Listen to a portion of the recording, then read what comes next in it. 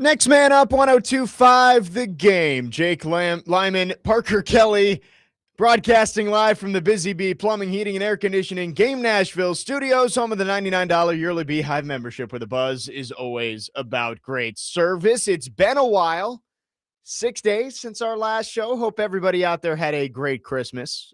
Parker, you have a good week off, get to spend some time with some family? I had a wonderful time off, and I did exactly what I said I was going to do. I watched a ton of movies. I'm kind of a little embarrassed to confess this, but I watched Die Hard for the first time, and my general consensus is it is a Christmas movie. Okay, you're saying it is a Christmas movie. It is a Christmas movie. The too many Christmas references. There was a tree that fell, and they mentioned Merry Christmas. So it is a Christmas movie. I would agree with you. I think it's a Christmas movie. You know, I don't know if it's one of those must watches during Christmas. It's a great movie and you can watch it anytime, but I would agree with you. I think it would fall under the category of Christmas movie. I enjoyed my week back in Virginia, flew back in on Saturday. Vanderbilt played yesterday. So out there, the women's basketball team improved to 13-0, beat Stonehill 109-50. And now we got SEC play coming up on Thursday. I did want to report back on the Avatar 4DX that we talked about on Tuesday. Yeah. It was a 3-hour car crash. I was just, I call me Jackson Dart the way I had to go into concussion protocol after that because of how much I got slammed around. Did you get any water sprayed on you? Any fire? The water wasn't as bad. It was just kind of like mist. But the lady sitting a few seats down from us did spill her popcorn during the preview. So it has to happen to at least somebody. It was glad it wasn't you. I'm glad I did not get popcorn because it would have happened to me too. But anyway, there's the report back on that. The Titans yesterday fell, led by 10 at halftime, but end up dropping. Could not get that back-to-back win that has been eluding them for the last 3 years. The Saints winning 34-26. And for the Titans, it was, again, a competent performance.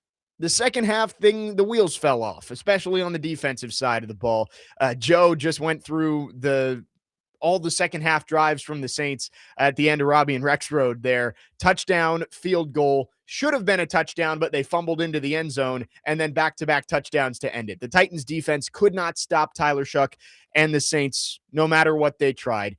And a lot of that is just not having enough talent. Right? The cornerbacks that were out there were just getting outclassed by Chris Olave and, some of the other lesser-known Saints wide receivers. Kevin Austin was out there. They've had some injuries on that side of the ball, but Dante Pettis. I mean, these are not household names. I remember Dante Pettis was a third-round pick of the Niners a few years ago. Yeah, from Washington. Yeah, but yeah, they were out-talented by that the Saints offense. The Titans cornerbacks were Daryl Baker, Kaiir Elam, and Kavon Brown. Does that sound right?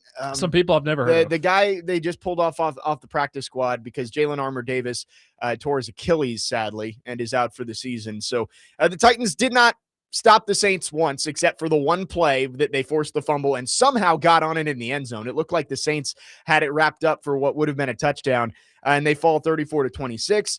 The offense couldn't do quite enough in the second half. They made some plays. A lot of it has to do with not being able to score when they got into the red zone. And that's been an issue this year. Maybe not red zone specific, but just getting the ball across midfield and not coming away with points or a touchdown. They had 4 field goals yesterday, a couple of them when they got down deep in the red zone and couldn't cash in. You've got to be able to get 7 more than you get 3. And yesterday they didn't.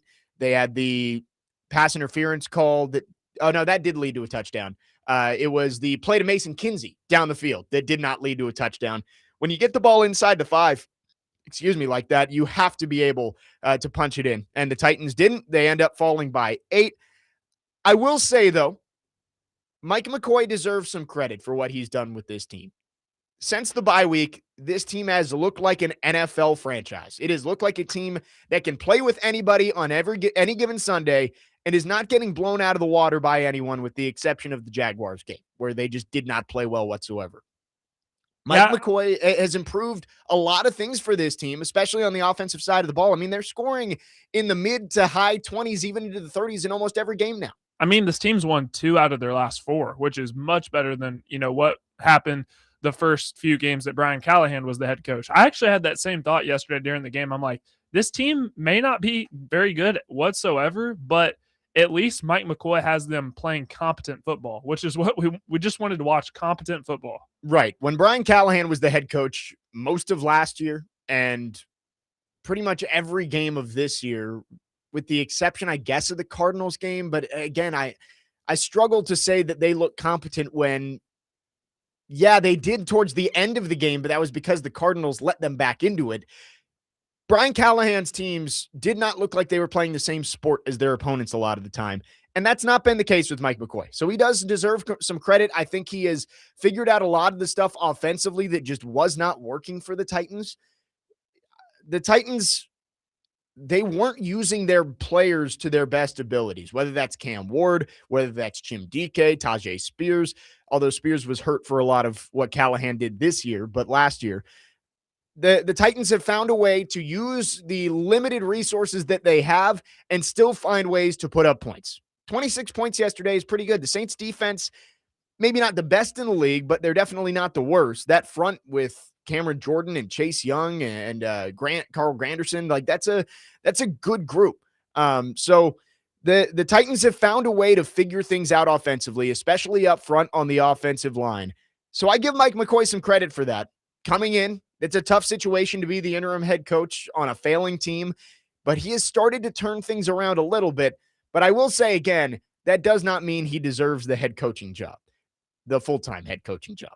And yesterday when the Titans were up 20-10, the thought did creep into my mind of, man, if they win this one, that's 3 out of 4 that they've won. And you head into that Jags game and you didn't know. I guess the Texans had already won, but you thought maybe the Jaguars wouldn't have much to play for. It looked to me like maybe Mike McCoy might be getting an interview. I think the loss yesterday probably means he isn't. When Amy Adams Strunk decided to fire Brian Callahan, that meant she wanted to make wholesale changes, right?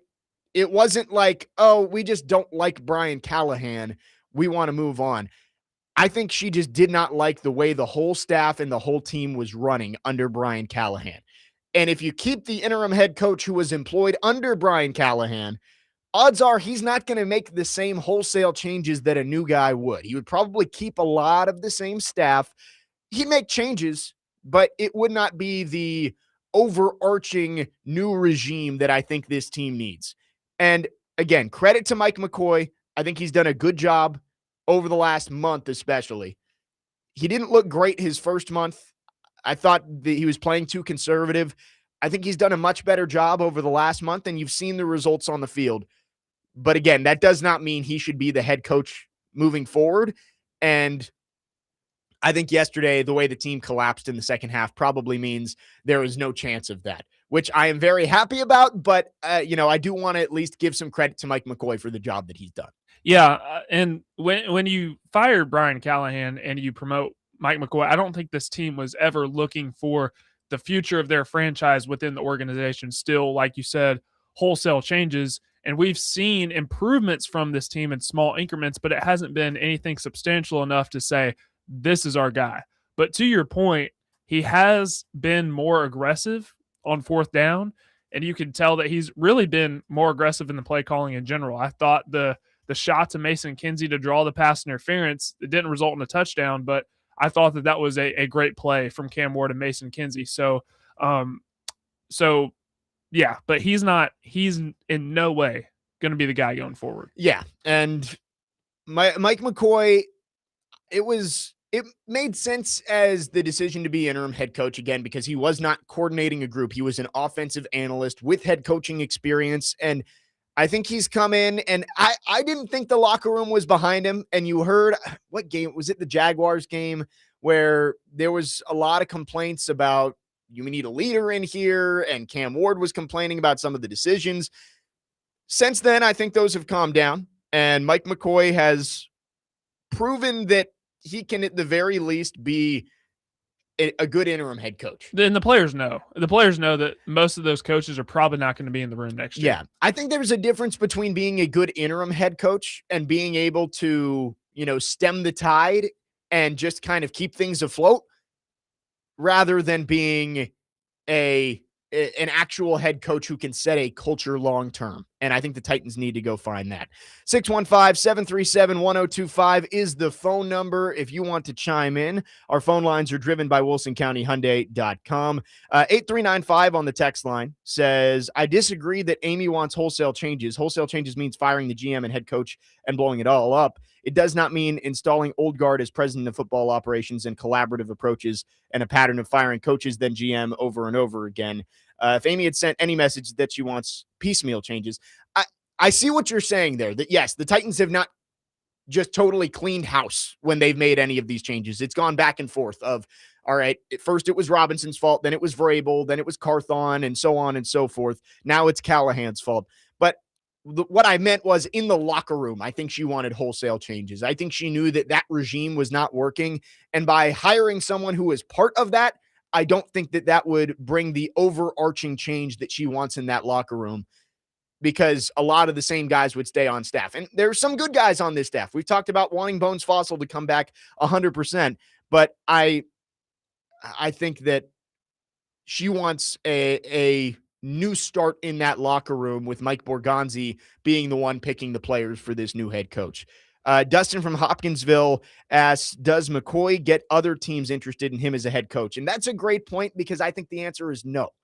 And yes, having other teams interested doesn't exactly mean that they're going to be a head coach, but you don't want to go bring in a guy that no one else wanted, right? Just because he was in the building. So I think that's a good point from Dustin from Hopkinsville. If Mike McCoy is getting interviews from other people, maybe that shows you that other teams believe this is something more than just an interim head coach.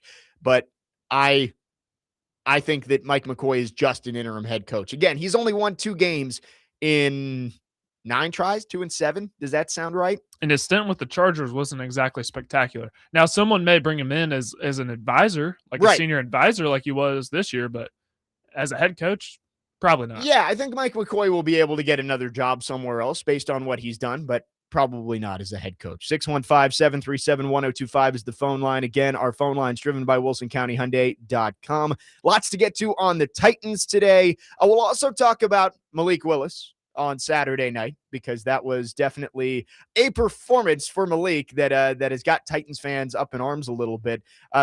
NFL fans, I guess I should say, talking about the Titans. And also, the college football coaching carousel has seemingly come to a stop, with a lot of the big dominoes falling. We'll talk a little bit about that and what the transfer portal could look like as it opens up on Friday. Lots to get to. We'll start on Cam Ward's performance coming up next. Jake Lyman, Parker Kelly, next man up, 102.5 The Game.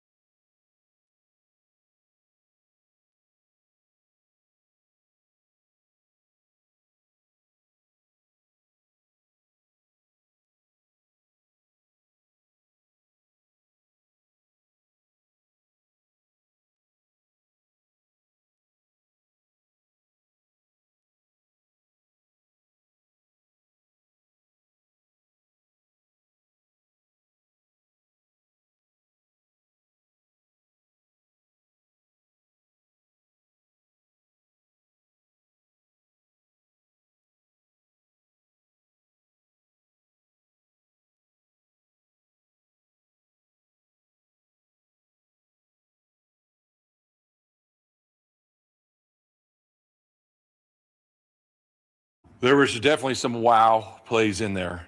Obviously, the one play we can't have the sack fumble for a touchdown that really hurt our football team. But I mean, it just continues to get better. And he's learned. This is it. I just talked to him. This is another game to learn from. There's, some certain things were covered downfield and trying to scramble around, make some plays. We had a number of throwaways today. They did a good job of covering certain things. But there are some of those plays. I mean, the one that they ruled his knee was down. But I mean, just even having the ability to get that ball off, he's a special player. And he just, week in and week out, he's starting to show everybody those type of plays that he's going to make, and not just the easy ones, but the ones that are really difficult to make. So it's great to see him do that.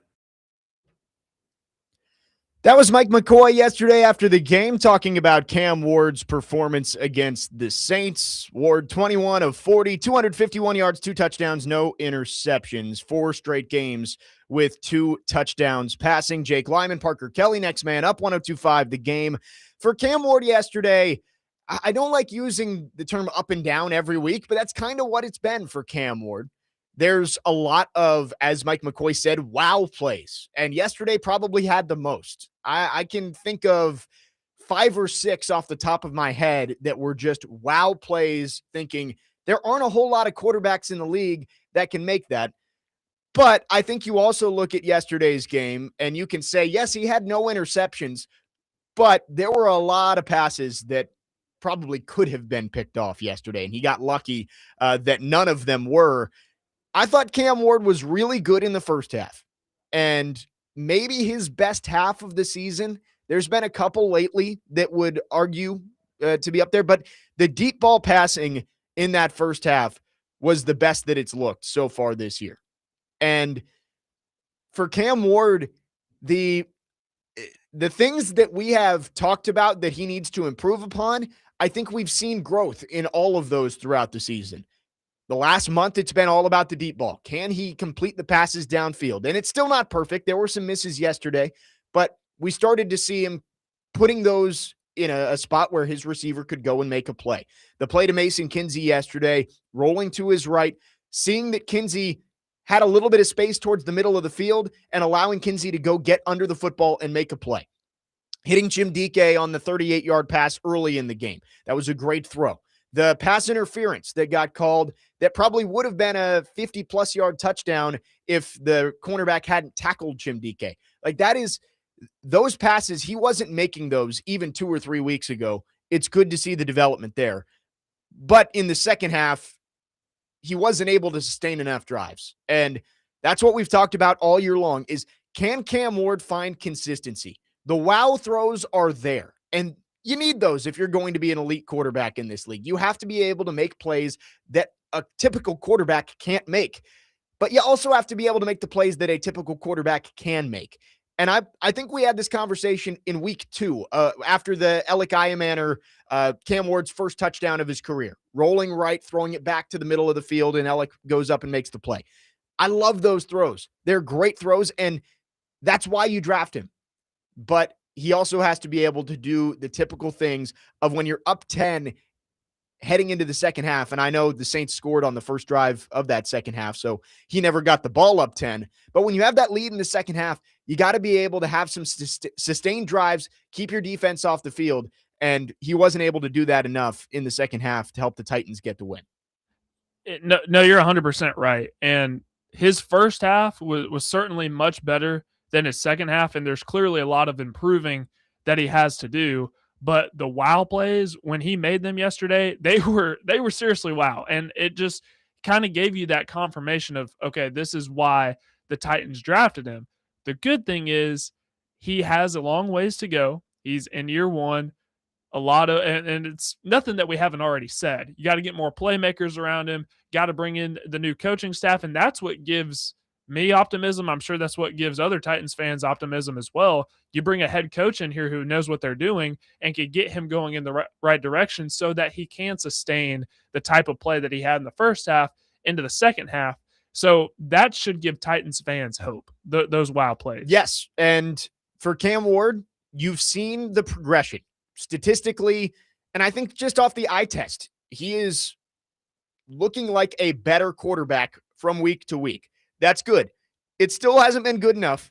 Again, it's the team has only won 3 games, and that's not all on him. The roster's not very good. You fired the coach in week 6. Like, Cam Ward doesn't get all the blame for the team being 3-13, but he deserves some of it. He hasn't been good enough this year, but it's good to see a rookie quarterback from where he started the year to where he is now. There's been tangible progression, and you hope that that's able to continue through the offseason.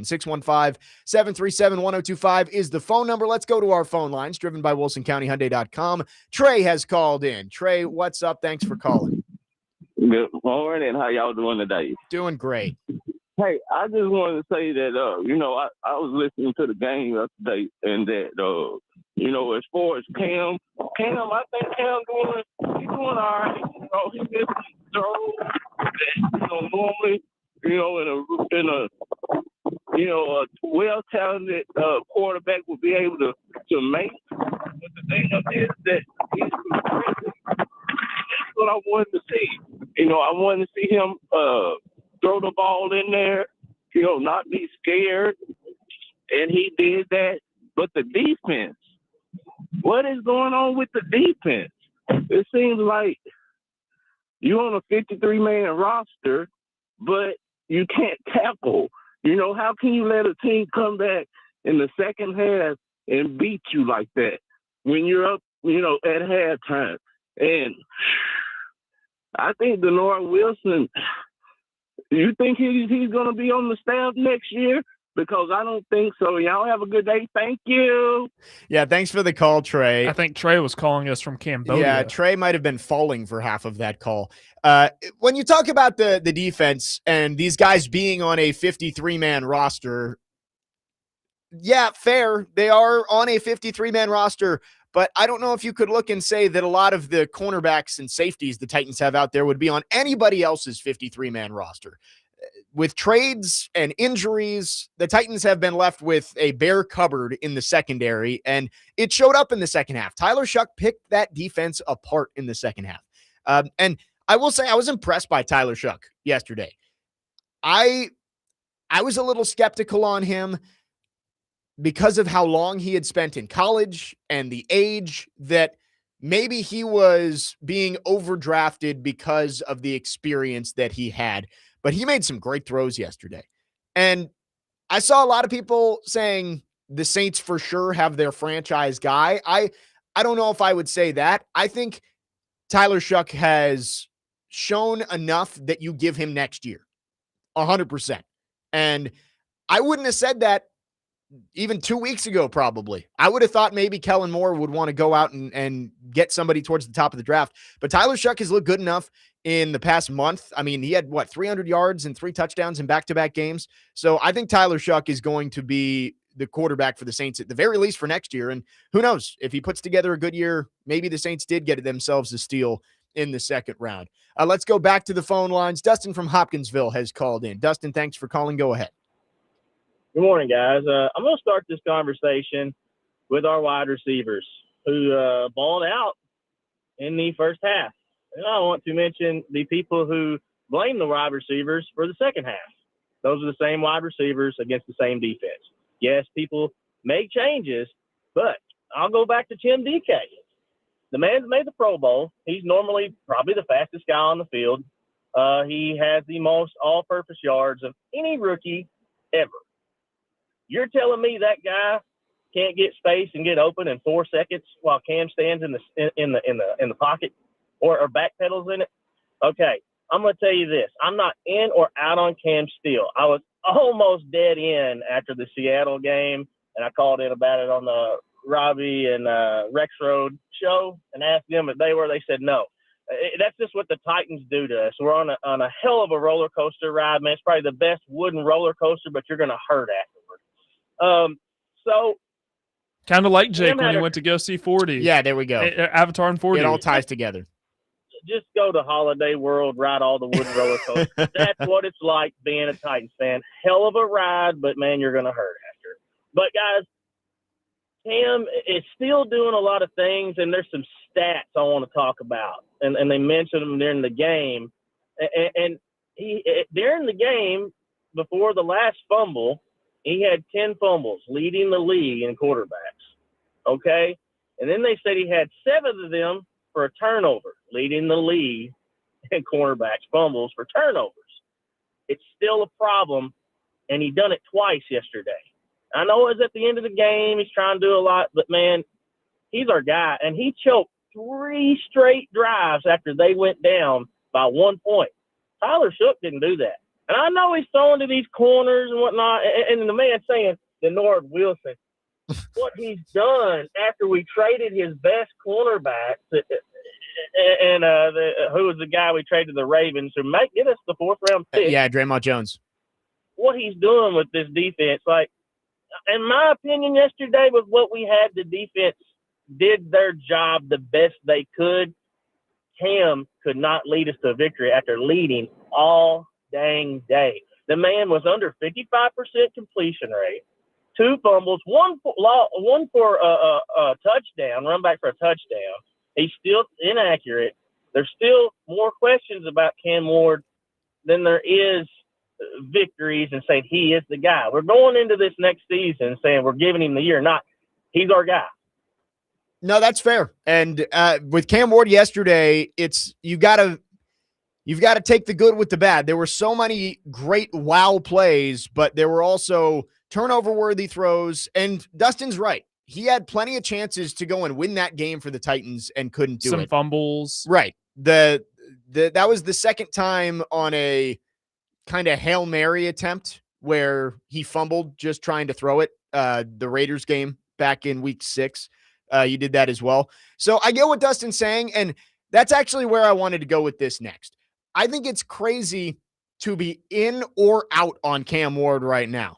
To have anybody saying that Cam Ward has shown enough that you are locked in, let's sign him to an extension right now, he's our franchise quarterback, that's crazy. And I think that maybe is over the top. But even to say we've got ourselves our franchise quarterback, it's way too early for that.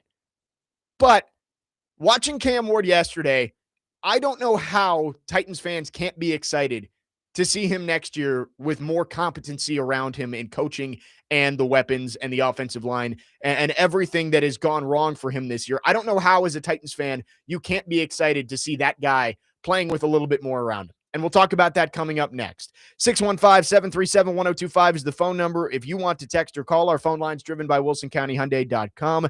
Mondays were made for Macero. Big screens, bold flavors, and all the football action. From queso to kickoffs, this is how Macero does game night. Macero Football Mondays in 12 South. Don't miss a snap. Jake Lyman, Parker Kelly, next man up, 1025 The Game.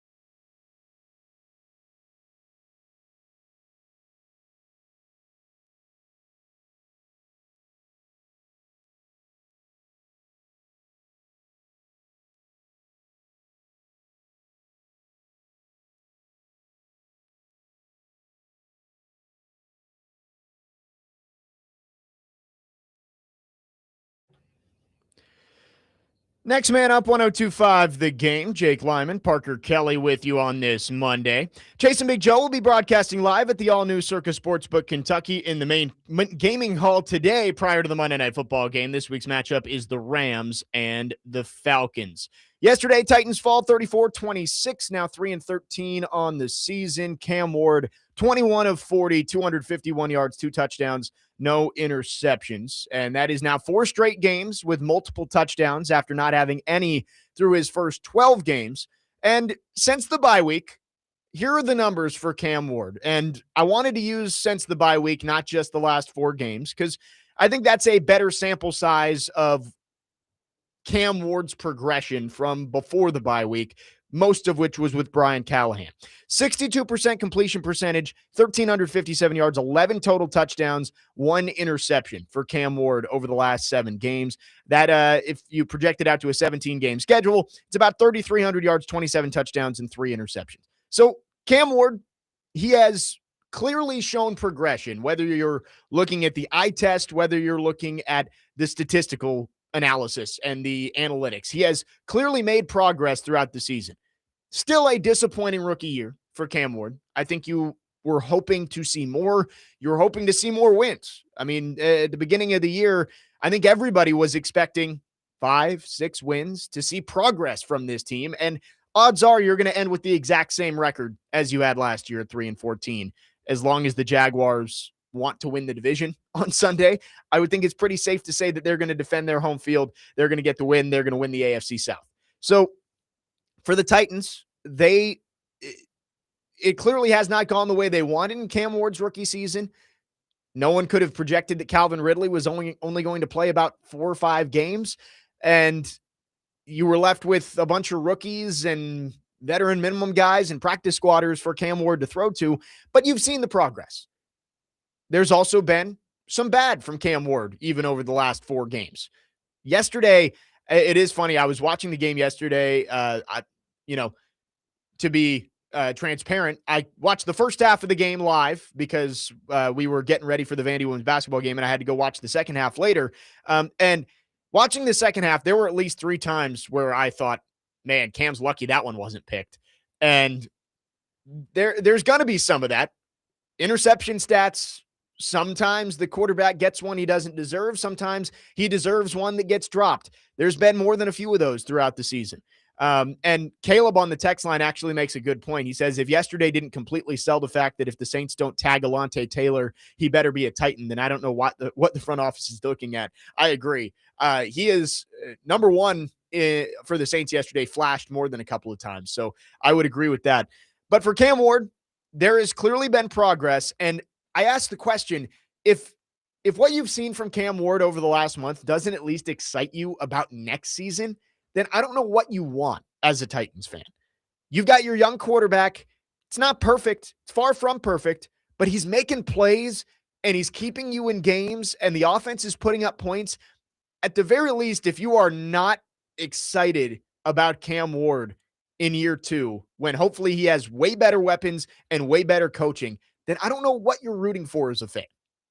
Well, it's what TD preaches all the time, patience. And I'm going to try to help him change this, microwave society that we live in, because if you watched Caleb Williams last night for the Bears, he had a very tough rookie year, very similar to what Cam Ward's going through right now.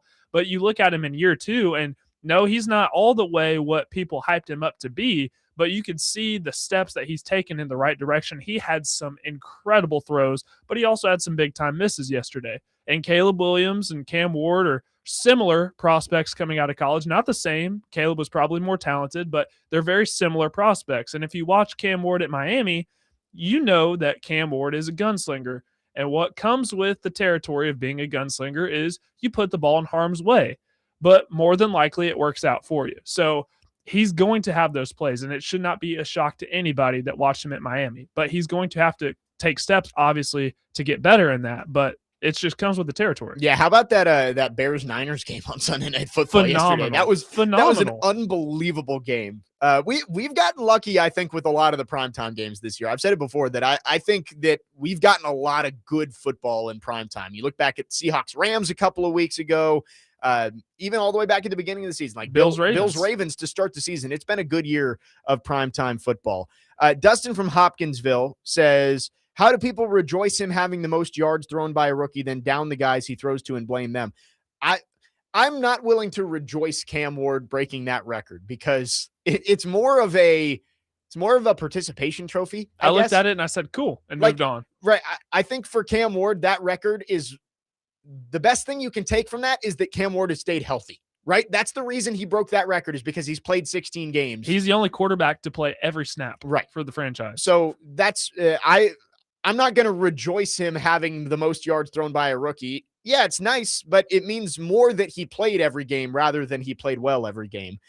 Dustin also asked, if you were offered a straight up trade of Shuck for Ward, would you take it? He says, I would. No.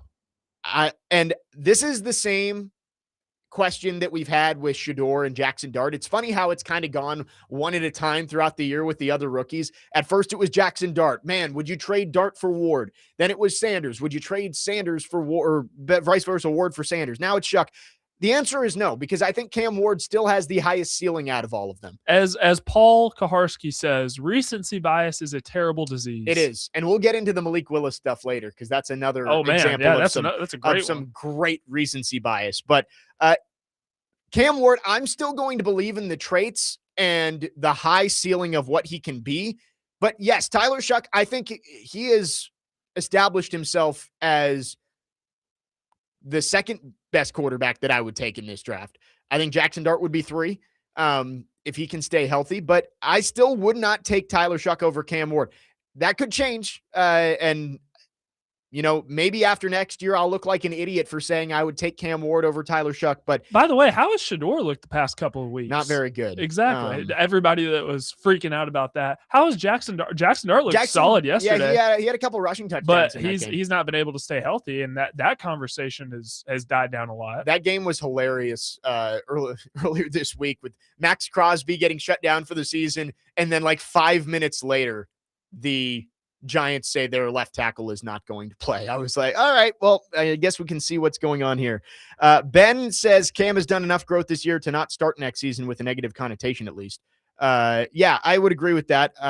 To not start next season with a negative connotation. Yes, I think Titans fans should be excited about Cam Ward. And that's all I'm saying, is that I think you have to have seen enough that you think that with a better cast around him and more competent coaches, that he is going to improve next year. We saw it from Caleb Williams. We saw it from Drake May. They took leaps from year 1 to year 2. I think you could see the same from Cam Ward. Maybe not, but I think you will.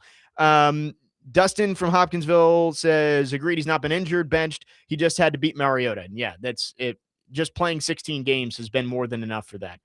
Keegan says, I have nothing but excitement for next year. Everything that we will have back is young enough where you can bank on yearly development, plenty of money for starters and free agency, and still a top 5 back in the first 2 rounds. So top 5 pick in the first 2 rounds. So I think that's what you have to look for with the Titans. Yeah, Cam Ward, has he been exactly what you thought he would be in year 1? No, I think you wanted more, but the last month should at least give you hope based on the progression that he's made, that with better pieces and a better coach, that he is going to take a step next year.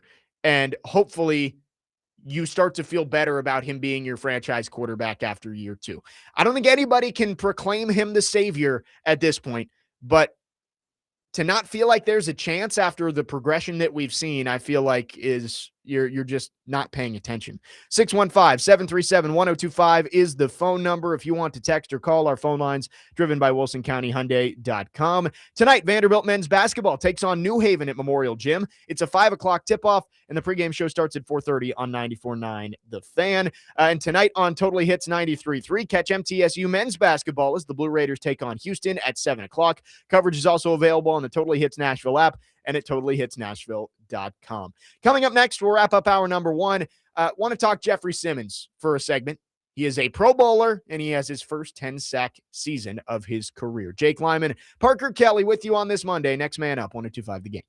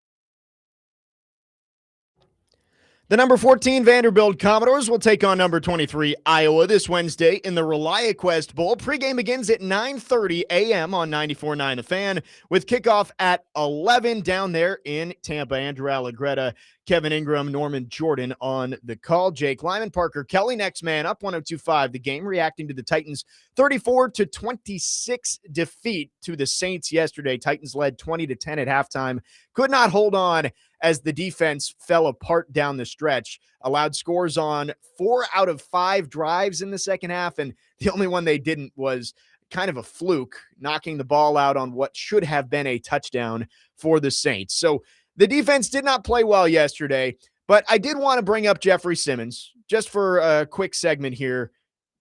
10 sacks for Jeffrey Simmons this year, and there's been a lot of doubting around Jeffrey Simmons throughout this whole season, early in the season, I would say. And I even was on the train of, if you get an offer that you like, trade Jeffrey Simmons.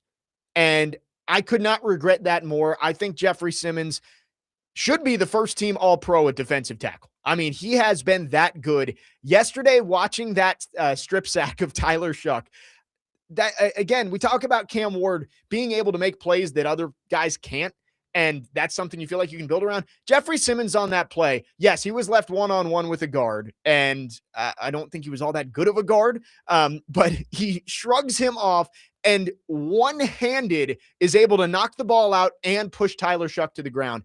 Jeffrey Simmons. And the play where he pushed the guard back. Right. And then that opened up Tavondre Sweat to tackle Audric. That play was phenomenal too. Jeffrey Simmons has been all over the field. He has made things difficult on offensive lines and quarterbacks all year long. He has backed up everything this season. Heading into the year, there was a thought around the Titans fan base of, we talk about Jeffrey Simmons like he's an elite player, but he does not have the elite stats to back it up. And we have not seen him be that number one guy that teams fear enough since 2021, when it looked like he was going to become that guy. And he's done that this year. He's stayed healthy for the most part, only missed a couple of games in the middle of the season, 10 sacks, and he has been a game wrecker.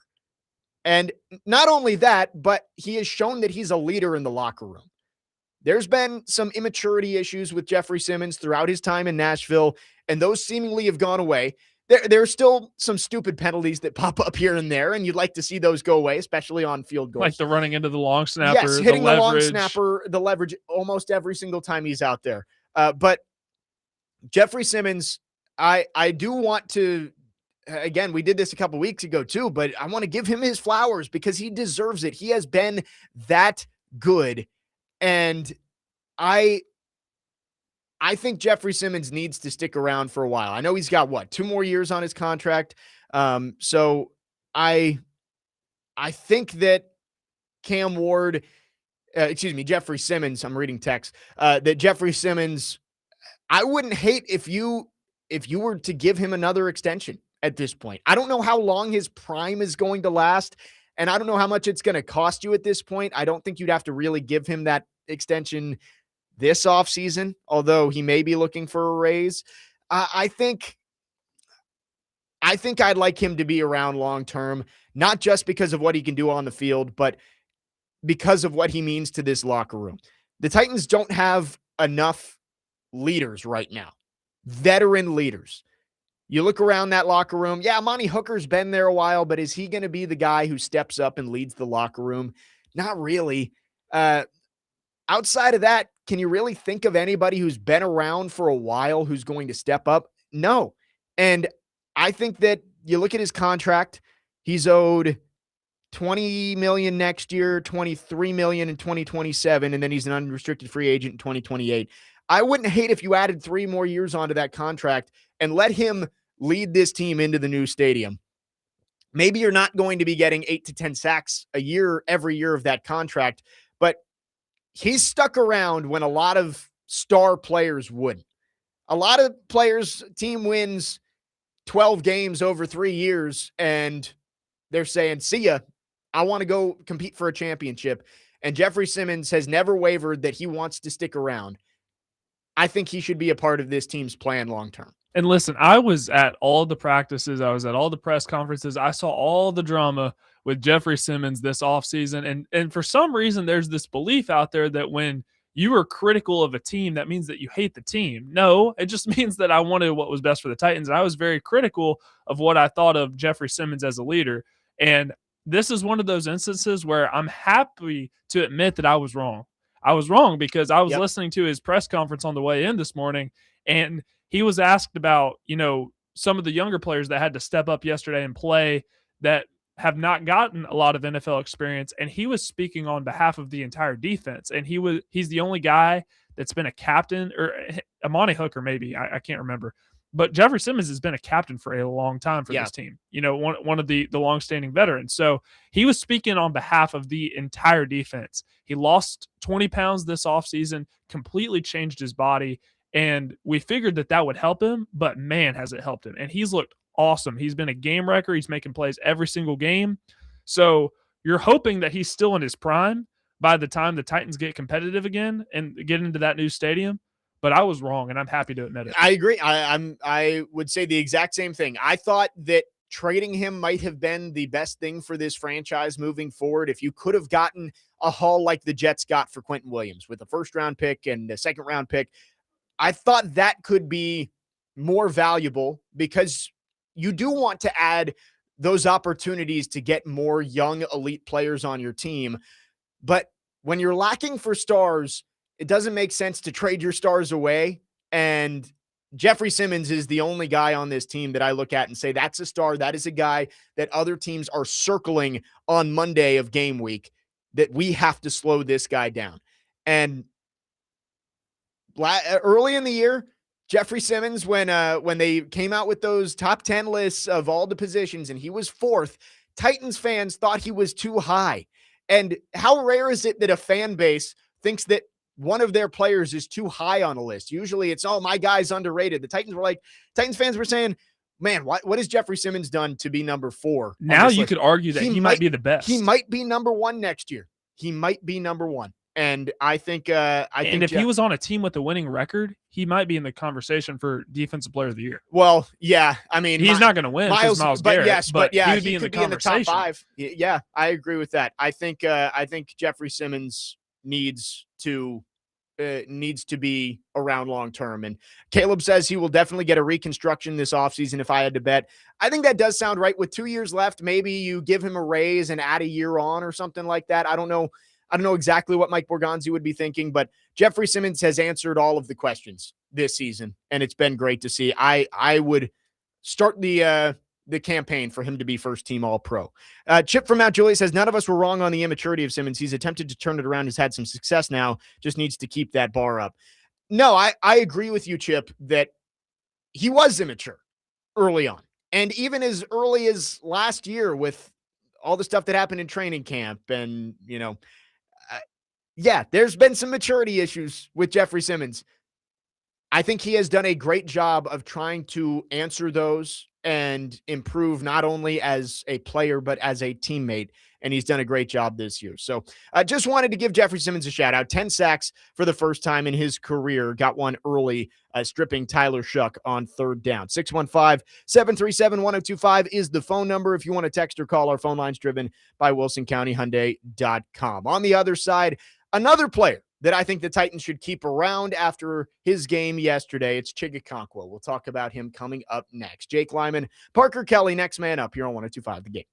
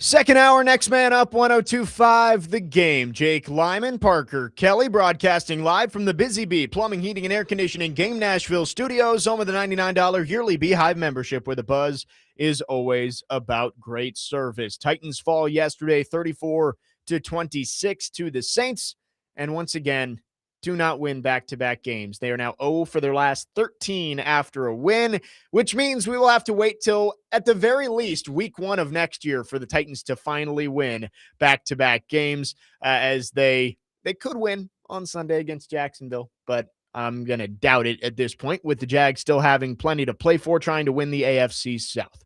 For the Titans, there was a lot of good yesterday, especially in the first half. The wheels fell off after halftime, especially on the defensive side. Cam Ward and the offense couldn't make enough plays to keep up with that Saints offense, and they fall. But I did want to bring up another player. We just talked about Jeffrey Simmons and that the Titans should keep him around long-term with what he's done.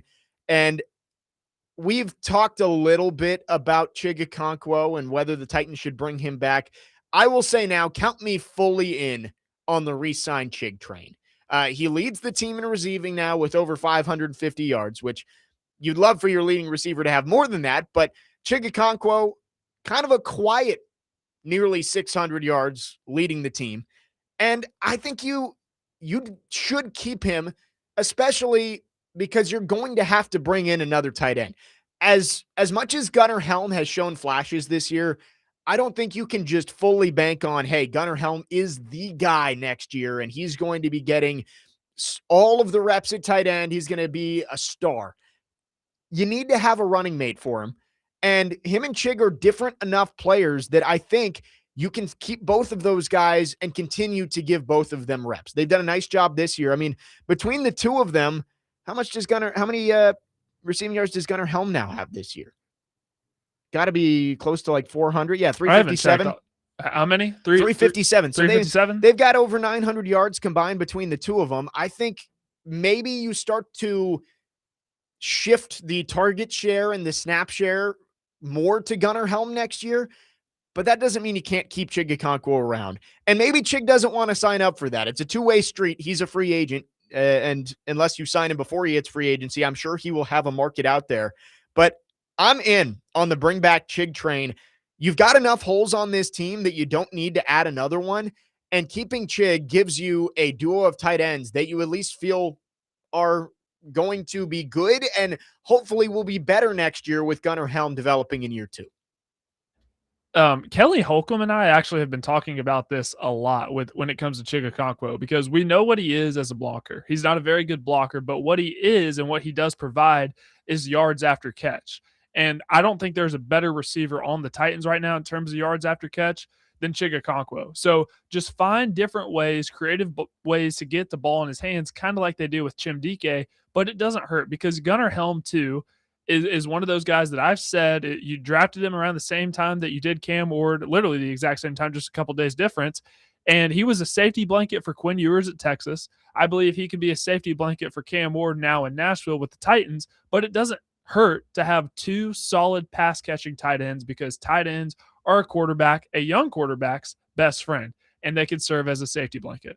Count me in on the train as well. Yes. I think Chig, I've checked Spot Track a couple times. I don't think he has a market value listed, but I have to imagine it's not going to be too high, maybe $5 or $6 million.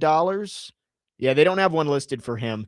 But I think if you signed him to a 3-year, let's say 18 million, maybe you go up to 20.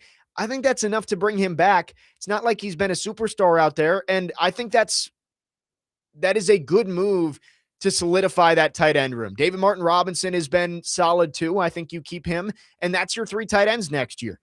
Tight end is one of those luxury picks that you can make when you feel like you have a lot of those premium positions locked down. We had the same discussion when talking about Tony Pollard last week of, do you want to use a pick on a tight end or on a running back when a lot of those guys, unless they're game changers, you can find them later in the draft or in free agency. I think tight end is the same way. when you feel like you have your tackles and you've got some decent pass rushers and you got wide receivers and you got the quarterback, then yeah, sure. If you want to use a first or a second round pick on a tight end who you feel like could be that missing piece in your offense, I get it. And you saw the Colts do it with Tyler Warren this year, and Tyler Warren was basically the centerpiece of their offense when Daniel Jones was healthy and that team was rolling. I don't think the Titans are there yet. You have too many holes at premium spots, and Chig Okonkwo has been a good enough player that bringing him back is probably going to be less expensive and easier for this team than going out and finding somebody in free agency or drafting somebody early who you feel like can make a difference. Okonkwo and Helm, I think that's a great start for your weapons. Now you just got to improve on the outside for Cam Ward. Absolutely. And I feel like the Titans need that. They'll have the most cap in the NFL. So signing him to a cheap 2-3 year deal, not going to do him much harm. And then you still have Gunnar Helm to come along as well, who I believe has showed his value this season. You go out, you get some pass catchers. There are a lot of first round receivers that I'm looking at: Carnell Tate, Jordan Tyson, Mekhi Lemon. Mekhi Lemon's probably my favorite right now, but you go out and you get an elite pass catcher on the outside to kind of bolster this roster. You add to the interior as well, maybe the offensive line. Man, I'm excited. Yeah, I think wide receiver is going to be the focal point for Titans fans heading into the draft. We'll talk more about the draft later, but you're going to have options wherever you're picking at wide receiver. It might just be a pick your flavor. What do you think would help Cam Ward the most at the top of the draft? Pass rush also is an option. Jeff on the text line says, on the Saints strip sack yesterday, did you notice who was giving their all to catch Chase Young? It was Okonkwo. And I actually did notice that Chig was very close to punching that ball out through the back of the end zone for a touchback. I don't know if you noticed that, Parker, but Chase Young. Yes, I did. I did notice it at the tail end. Chase Young was holding that ball like somebody who doesn't get to hold the ball very often, just kind of palming it. And Chig, if he had dove, I think there was a chance that he could have poked it free. You know, he was giving his all. I don't Chase blame Young him. was holding that thing loosely. Right. So. There was a blocker on Chig Okonkwo. It wasn't like he was all alone, but yeah, Chig was inches away from punching that thing through the back of the end zone and saving the Titans 7 points. So that's a good point. A couple of names have been brought up on the text line in terms of other options at tight end. 9070 says, y'all think the Titans could get Michael Mayer from Vegas? The guy is a stud and wants out of Vegas. That could be an option. I think you look at some of these teams that have drafted tight ends when they already had somebody established. Cole Kmet just signed an extension within the last year or so. I don't think he'd be available, but you've seen Colston Loveland take over. Michael Mayer obviously is behind Brock Bowers in Vegas. If you were going to go and make a trade, I could see it. I just think the Titans would rather not give up draft picks to go get a guy who can be the running mate for Gunnar Helm. You'd rather either keep Chig or look in free agency. And Kayla brings up Isaiah Likely, who maybe that's an option too. Again, it just depends on what the new coach and what Mike Borgonzi is looking for. If they believe that Chig's inability to block is a red flag enough that they'd rather go find somebody else, then I get it. But I think Chig Okonkwo is a fine option. And if he wants to stick around, I would have no problem with the Titans re-signing him to a 2 or 3 year contract. The Michael Mayer thing is interesting because Michael Mayer is a fantastic blocker, a big body. Gunnar Helm's kind of, he's not elite at one thing, but he's good at everything. Yeah. And then Chig is just a really good pass catcher. So if you kind of had all three of those assets in your tight end room, I'd be fine with that. Yeah. I think the Titans will have some options at tight end. I think the one thing I'm pretty firm on is don't draft a tight end even before the 5th round, I would say. Maybe not at all. I just don't think you need to draft one. Gunnar Helm can be your young guy you're trying to develop. Either re-sign Chig Okonkwo or go find a veteran somewhere else. 615-737-1025 is the phone number if you want to text or call. Let's go back to our phone lines, driven by WilsonCountyHyundai.com. Keegan is on the line wanting to chime in. Keegan, thanks for calling. Go ahead. Hey, what's up, fellas? To talk about Chig, I think over his career, he's kind of been the same guy every year. He kind of busted out his rookie year and it surprised a lot of people. But over his career, he's kind of ended up being the same guy. But at this point, I believe he is a fantastic option to keep on the roster. From the standpoint of, yes, he can be Gunnar Helm's running mate, as y'all are saying. And I think he just provides enough playmaking ability of his own right with the yak and his athleticism at the tight end position when matched up on linebackers. But I think one of the biggest things about keeping Chig around is, say, when it comes draft season, we all know that there's no real wide receiver one out there in free agency for the Titans to go after, so we probably won't be going that route. When it comes to the draft, if we don't go get a Tyson or a Tate at the very top of the round, or even a Mekhi Lemon with our second pick of the draft, then there's I think it would be very helpful for Cam Ward and his progression as, young as he is, to have someone like Chig there with him all the time and to have two legitimate tight ends. I mean, Gunnar Helm and Chig, throw to them anytime, as you are saying. Gunnar Helm's more the big body to do some blocking out of the two. But I believe that's for the future, let Gunnar Helm progress a little bit more. I think that'd be a really, really good tight end room to put with Cam Ward if you're not able to go out there and get an actual wide receiver one. You got to get guys catch the ball somewhere. And Chig's pretty good at it considering all the things he is good at. So that's kind of all I got for you fellas. I'll let y'all have it. Yeah, thanks for the call, Keegan. Chig and Helm, I mean, again, over 900 yards. They're two of the top 4 pass catchers on this team. TD always loves to bring up Gunnar Helm, 44 catches on 55 targets. He's been reliable this year. Chig hasn't been too much different, 54 for 74, so not quite as good, but remember, he had the drop issue too. And he got on the jugs machine a lot this offseason. So he seemed to have fixed that, at least for this season. Yeah, and Jeff on the text line says, guys, this team has much bigger needs to be a better team than dealing Okonkwo. And yeah, I agree. And Keegan makes the point of finding a wide receiver one. He asks if you don't find a wide receiver one, you have to find a wide receiver one this offseason. You can't leave Cam Ward in, wide receiver purgatory for another year where he doesn't have a go-to guy. I like Chim. I like Alec. And I did want to mention this. Alec Iamaner, I thought played really well yesterday. He made a couple of tough catches, which we saw early in the year, but he hadn't quite developed throughout the season. He seemed like he took a step back. I thought he played well yesterday. I like those guys, but neither of them is going to be an elite wide receiver in all certainty. So I would lean wide receiver at the top of the draft. You mentioned the names there that are probably going to go in the top 10 to 15, Tate, Tyson, Lemon. I get it if you have what you feel is a game-changing pass rusher at the top of the draft and you just can't pass on him. Maybe you go into the second round and there are still some options there. TD loves Jeremy Bernard. I like Chris Brazzell. I think there's going to be some options. One of your first 2 picks has to be spent on a wide receiver. I don't see any other way around it unless you go and make a trade of some sort, but there's not going to be a wide receiver that can help this team the way it needs to that's just out there in free agency. Chris Bell at Louisville is another guy that you could probably get on day 2. Denzel Boston from Washington. So there are options, but absolutely 100%.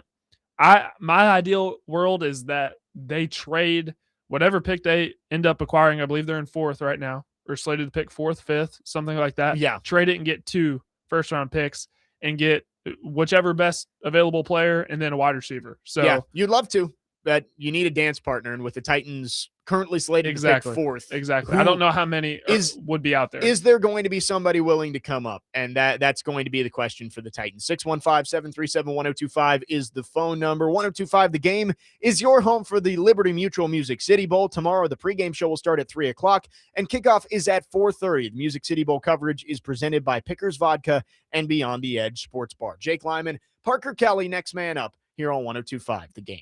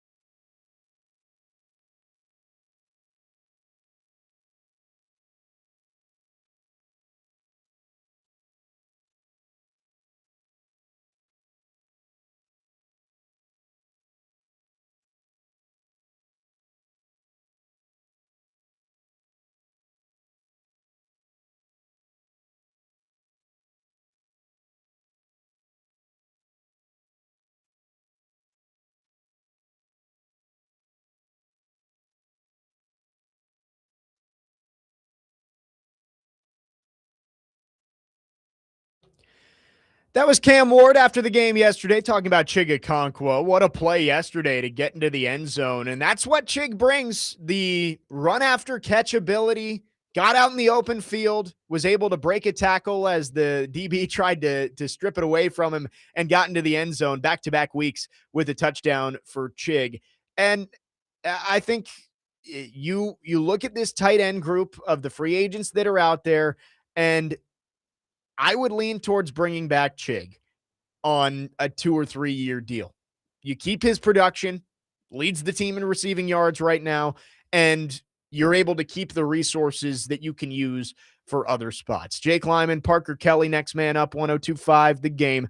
Before we get deeper into this, I did want to mention earlier, I did the read for Vandy men's basketball, said it was at 5 o'clock. Vandy men's basketball, 6 o'clock tip-off tonight against New Haven, pregame at 5:30 on 94.9 The Fan. So 6 o'clock tip-off tonight for Vandy over at Memorial Gym, their final non-conference game. Looking at this Titans roster, we've gone through all of the holes, and this offseason, it may be one of the most important off seasons in franchise history. You have a new head coach coming in. You have to get that one right. That's order of business number one coming up in a little over a week. I guess we're going to start to see where the interview requests are coming in, what other jobs open up that could compete with the Titans. That's order of business number one. And second is free agency. The draft we can talk about later because that's where you're going to try and find these pillars for your team that can play alongside Cam Ward, whether that's a game-changing pass rusher, game-changing wide receiver. You need to get starting cornerbacks. But in the free agent market, you're not going to get a whole bunch of starters, right? Like the guys hitting free agency, yeah, there's going to be starters out there, but not guys that you are going to plug in and they're going to be your top end of the roster kind of guys. You look around Titans free agency and the guys that they've brought in. There are some success stories. Delanie Walker, that was a great guy that you were able to scout as a backup of Vernon Davis with the 49ers and bring in, and he became a star player for you. Brian Arakpo was another good guy that you brought in, and he ended up being a bookend pass rusher for you for half a decade. There are plenty of examples. I could go back further, but most of the time you're bringing in guys who are there to plug holes for a couple of years until you're able to use draft picks on those positions. And I think tight end is one of those spots right now where you have Gunnar Helm. You don't really need to go bring in a guy who's going to take away a ton of reps from Helm because I think the Titans really like Gunnar Helm. So to bring in a David Njoku or a Dallas Goedert or even Kyle Pitts, who are going to cost you a lot more money, and they're going to expect to come in and be your feature guy at tight end. I don't know if that makes a whole lot of sense. Chig will be cheaper, and I think Chig is okay with the role that he's in right now. Maybe not. Maybe Chig thinks that if he's in somebody else's offense and has a change of scenery, he can become one of those top-level tight ends. Because we know there are plenty of ex-Titans out there that are having success. Right, so. And we'll actually talk about that in the next segment. But for Chig, I do think that he knows the role that he's going to play, and it does depend on who the next coach is, right? Like if you bring in a coach who does feel like Chig Okonkwo's blocking ability is not good enough for him, then maybe you do make the decision to go somewhere else. And it's a good thing that you're going to make that hire well in advance of free agency.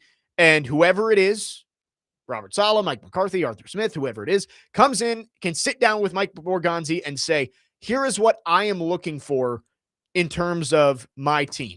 What do I want my running back to play like? Do I want somebody who is dynamic out of the backfield? Do I want somebody who can pound it between the tackles? At tight end, do I want somebody who is more of a pass catcher like a Chig Okonkwo? Or do I need somebody who can stand in there and be a blocker, be a George Kittle type who can still make plays in the passing game, but is also an elite blocker? Those are the conversations they're going to have. And maybe there is a better fit out there in free agency for the Titans than Chig Okonkwo. But as I look at it right now, I really think that duo can be a good start to the Titans revamping this offense. I still think the Titans need to make a change at running back. I know that a lot of people were saying bring back Pollard last week. He's over 1,000 yards back-to-back years for the Titans, and that average has actually gone up over 4.5 per carry, which is solid for Tony Pollard. But I still think you need to, get a little bit younger, maybe cheaper, but younger in general at running back. But tight end is one of those spots where do you really want to use more resources when you feel like Gunnar Helm could blossom into a top 15 tight end in the league? I don't know. That's going to be up for the new coach and Mike Borgonzi to decide. But if I had to pick right now, I'm on the train, re-sign Chigakonkwo. Well, I think of the Chicago Bears situation because you drafted Colston Loveland with the 10th overall pick. You re-signed Cole Kmet. Who did you notice more in the game last night? Colston Loveland. Right. But Cole Kmet's still there. So it's kind of one of those things. Yeah, you didn't spend a top 10 pick on Gunnar Helm. You drafted him in the 4th round, but the value is still there. And it would not hurt to bring back Chigakonkwo. Now, I will say, here's the caveat to all this. With the 49ers last night, they had Trent Williams go down with an injury. They didn't have George Kittle. Those are two of the team's best blockers. And if you paid close attention, yes, the 49ers were scoring at will, but Brock Purdy was having to get the ball out of his hands a lot quicker because they were missing two of their best pass blockers. So if that's what you're looking for, if that's what the next head coach is looking for, then maybe Chig is not your guy. But he still adds a lot of value in the passing game. And again, I don't think it would hurt because, again, you have all this cap space to work with. I don't think it would hurt to bring him back on a cheap deal. I really don't. I agree. Chigakonkwo leading the team in receiving, had another touchdown yesterday on a really nice play, breaking a tackle and getting into the end zone. 615-737-1025 is the phone number if you want to text or call. Our phone line is driven by WilsonCountyHyundai.com. The Game Nashville Sports Network is your home for college football bowl games, presented by Parman Tractor and Equipment and Twin Peaks. Today on Sports Talk 8:30, starting at 1 p.m., it's Georgia Southern and Appalachian State in the Birmingham Bowl. Baby. Yeah, rivalry game in the Birmingham Bowl. For a list of games carried on the Game Nashville Sports Network, you can visit thegamenashville.com/bowl games. Coming up next, we did have a lot of conversation around the NFL world this weekend about the Titans, specifically because of the Packers-Ravens game on Saturday night. And I get it. Derrick Henry ran for over 200 yards and 4 touchdowns, and Malik Willis looked great.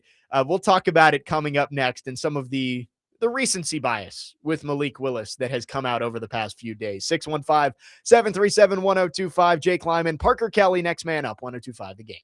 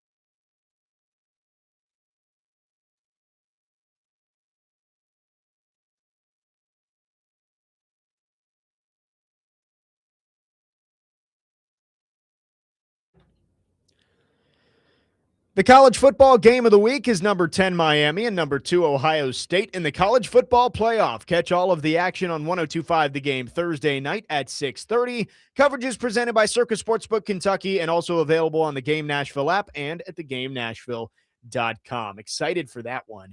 Miami, plenty of talent, but Ohio State, more talented. We'll see who's able to win out on Wednesday night. The other 3 quarterfinal matchups being played on New Year's Day. Jake Lyman, Parker Kelly, next man up, 102.5 The Game. Getting slightly away from the Titans, I guess, but it's still kind of centered around the Titans here. Saturday night, Malik Willis and Derrick Henry battled in what was a surprising result, with Lamar Jackson getting hurt and the Ravens, the way they had played as of late, to come out and win that game.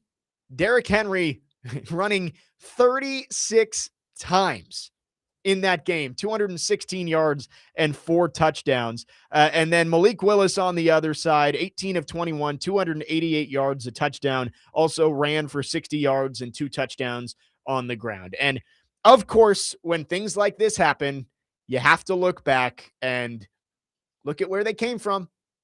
And I saw the tweet yesterday of, can you imagine the Titans with all 4 of these guys still in Nashville? And it was Malik Willis, Derrick Henry, A.J. Brown, and Mike Vrabel. Julio Jones in there. Yeah, let's just add everybody who used to play for the Titans. And the premise of the tweet is correct, right? Like the Titans, yes, they have made some bad decisions that you look back now, hindsight is 2020, and you say, man, the Titans should have done that. The A.J. Brown one, I think you could have figured it out about 5 seconds after it happened that it was a mistake. That one was obvious. Mike Vrabel, that one's going to get a lot of run, especially with Vrabel winning the AFC East and, possibly being the 1 seed and maybe even the coach of the year again. That's going to get a lot of run. I think Mike Vrabel deserved to be fired when he was fired, but you look back and you say, yeah, I wish we hadn't fired him, right? Yes, he did enough to deserve to be fired. A lot of coaches, when you go 6-18 over a 2-year period, you get fired. But looking back, obviously, you wish that Amy and would have exercised patience. Maybe you don't give him everything he wants, but he's got player control in New England, and it's going pretty well over there. But this isn't about Vrabel. This is about Malik Willis. I mean, does everybody remember what Malik Willis looked like when he was in Nashville? Like, I get recency bias is a big thing, and it's like you look at him now and he looks really good. Malik Willis was horrible when he was on the Titans. And he got the same amount of starts and the same amount of games played, and I believe actually more passing attempts when he was with the Titans heading into that game against the Ravens on Saturday. Malik Willis saying the Packers have given me the opportunity to get on the field is just completely false. Jordan Love getting hurt has given him the chance to get on the field. And guess what? He still had not played as much as he did in Nashville when that comment was made. Malik Willis never showed any signs of of how he's playing now when he was in two-tone blue. I mean, I remember back to some of those games. He looked completely lost. The Ravens game in London is the one that stands out the most to me. And I think that was kind of the final straw because the next week after the bye week was Will Levis's first start, I believe, right? They lost to the Ravens in London bye week, and then Will Levis started against the Falcons. I think that was the final straw for the Titans was, hey, you've been here for a year and a half. We put you in, and he was taking sacks left and right. He had no idea where to go with the football. The experiment had failed with Malik Willis. But to add some nuance to the situation, the Titans also did mess this up, right? You take Malik Willis in the 3rd round, and he's not supposed to be a guy who you know within a year and a half. He shouldn't have seen the field. Like, they needed to bring in a veteran guy to be Tannehill's backup and stick Malik Willis on the practice squad, or maybe not on the practice squad, but I guess, saying this that was pre-emergency quarterback, so I don't know what you could have done there. But with Malik Willis, he should not have played. And you can't control Ryan Tannehill getting hurt, but he was pretty clearly a project quarterback when you drafted him. He was raw with elite speed and elite arm strength, and that was about it. He didn't have any experience playing in a pro-style offense. He was not accurate with the football. You knew that he was going to need years to develop, and you threw him into the fire instead when Tannehill got hurt, and you saw the results, and you moved on. The Titans messed up that situation in the way that they handled Malik Willis, but I also understand why the Titans decided to trade him away, because outside of that last preseason game that he had in a Titans uniform, he never showed any signs of being a competent NFL quarterback.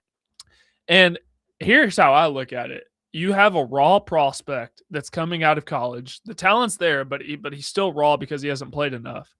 Do you trust the Titans to develop him? The answer should be no. And I don't want anyone to take this as me defending the Titans. Malik Willis did not show enough.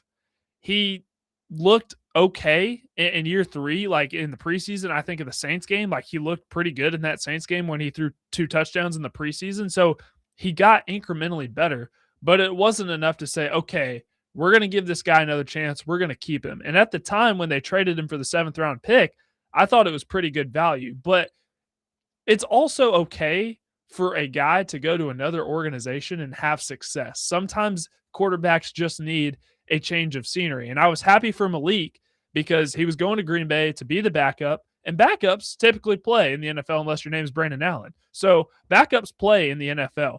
But Matt LaFleur is a good play caller. He's not great, Robbie Stanley. He's good. They cater to his strengths of him running the football. They give him easy progression reads, throws that he can make, and Malik Willis has gone out and done that. So it's okay. Sam Darnold with the Jets were not going to keep him, but he's gone and have success at other places. But the Jets, I think the Jets is kind of like a souped up version of what the Titans did with Willis and Levis. Of the Jets didn't see enough out of Sam Darnold. As he said, he was seeing ghosts. He wasn't very good his first couple of years. And the Jets got into a position where they could find a younger guy who maybe was a little more exciting, and they went and took Zach Wilson, and it blew up in their face. I think the Titans' mistake probably was drafting Will Levis and not at least committing to Malik Willis as a project and giving Ryan Tannehill another year maybe to be the starting quarterback. Patience has not been a strong suit of the Titans over the past few years. And when you take a guy like Malik Willis, you got to have patience, but you also fired the GM who took him 8 months later. So there was an element of, I don't know if Willis was Vrabel's guy. I think that was a John Robinson pick. And when Rand Carthon comes in, I think Levis was more of a Vrabel type guy. And so they replaced him. But Malik Willis, it's not like you can look back and say the Titans made some massive mistake trading Malik Willis because of what he's doing now. Malik Willis never showed anything that would have made you think that this would happen for him. Chip from Mount Juliet says on Willis, it shows you what a good scheme and proper coaching management can do. And it's true. And having talent around him. Think about all the receivers that they have. Receiver by committee, the running backs, offensive line's okay. Defense is good. It helps. Yeah. I liked Malik Willis when the Titans drafted him. The Titans were coming off that loss to the Bengals in the playoffs, and you looked around and said, Ryan Tannehill is not going to take you where you need to go. Maybe this guy can be a project quarterback that you can do what the Packers have done for years with Jordan Love and Aaron Rodgers, who I think you look at those two guys and you said coming out of college, they were raw, but you could tell that they had the ability to be a quarterback if they were developed correctly. The Titans and the disorganization going on in that franchise never allowed Malik Willis to develop here because he was going to come in and struggle. He was raw, about as raw as a quarterback can get. And to see him go somewhere else and they've used him correctly, and you've seen what 3 or 4 years in the league can do, it looks a lot better. It looked great on Saturday night. But to act like the Titans made some massive mistake by trading him, I think is just recency bias. The massive mistake they made was not having a plan for him when they drafted him and not staying with a plan to develop him as a quarterback. The Titans kind of just said, hey, this is good value with Malik Willis in the 3rd round. He was being projected as a possible 1st-round pick. Let's take him and see what happens. When you're taking a guy like that who has elite athletic traits, but is very raw, you have to have a plan for him. And you have to know what you're going to do to try and develop him into a starting quarterback. And they didn't. They said, oh, well, Tannehill got hurt. Malik, let's see what you got on Sunday Night Football against the Chiefs. And honestly, I thought he was okay in that game, but you could tell he was not ready to be an NFL quarterback. And it is a what have you done for me lately league. He didn't do enough as a Titan. He's going somewhere else. He's gotten much better coaching, much better talent around him, and he's made plays. So for Malik Willis, yes, it's tough to continue to see Titans players going on and having success in other places. And there are plenty of examples. Yeah, I mean, we can talk about Derrick Henry. I mean, that guy is Even Elijah Molden with the Chargers, not the Chargers. Is it the Chiefs? Well, Christian Fulton's with the Chiefs. Christian Fulton, that's what I'm thinking of. Elijah Molden is with the Chargers. Yes. Tierre Tart. Yeah, the Titans they've been a place where guys just cannot turn into good players, and it makes sense sometimes when you get them out of here, they figure it out. And that's why this coaching hire is so important. You got to find somebody who's going to get the most out of players, not the least. We can talk about Derrick Henry on the other side, because what an ageless wonder he is. And I know Titans fans, it's got to be tough to see him doing stuff like that for the Ravens, 200 yards, 4 touchdowns. And I know Robbie did his rant on this morning, but Derrick Henry was never coming back. And we'll talk about it coming up next. Jake Lyman, Parker Kelly with you on this Monday morning. Talking Titans here. Titans fall 34-26 to the Saints. We'll talk more about that game and get into some college football as well. Next man up here on 102.5 The Game.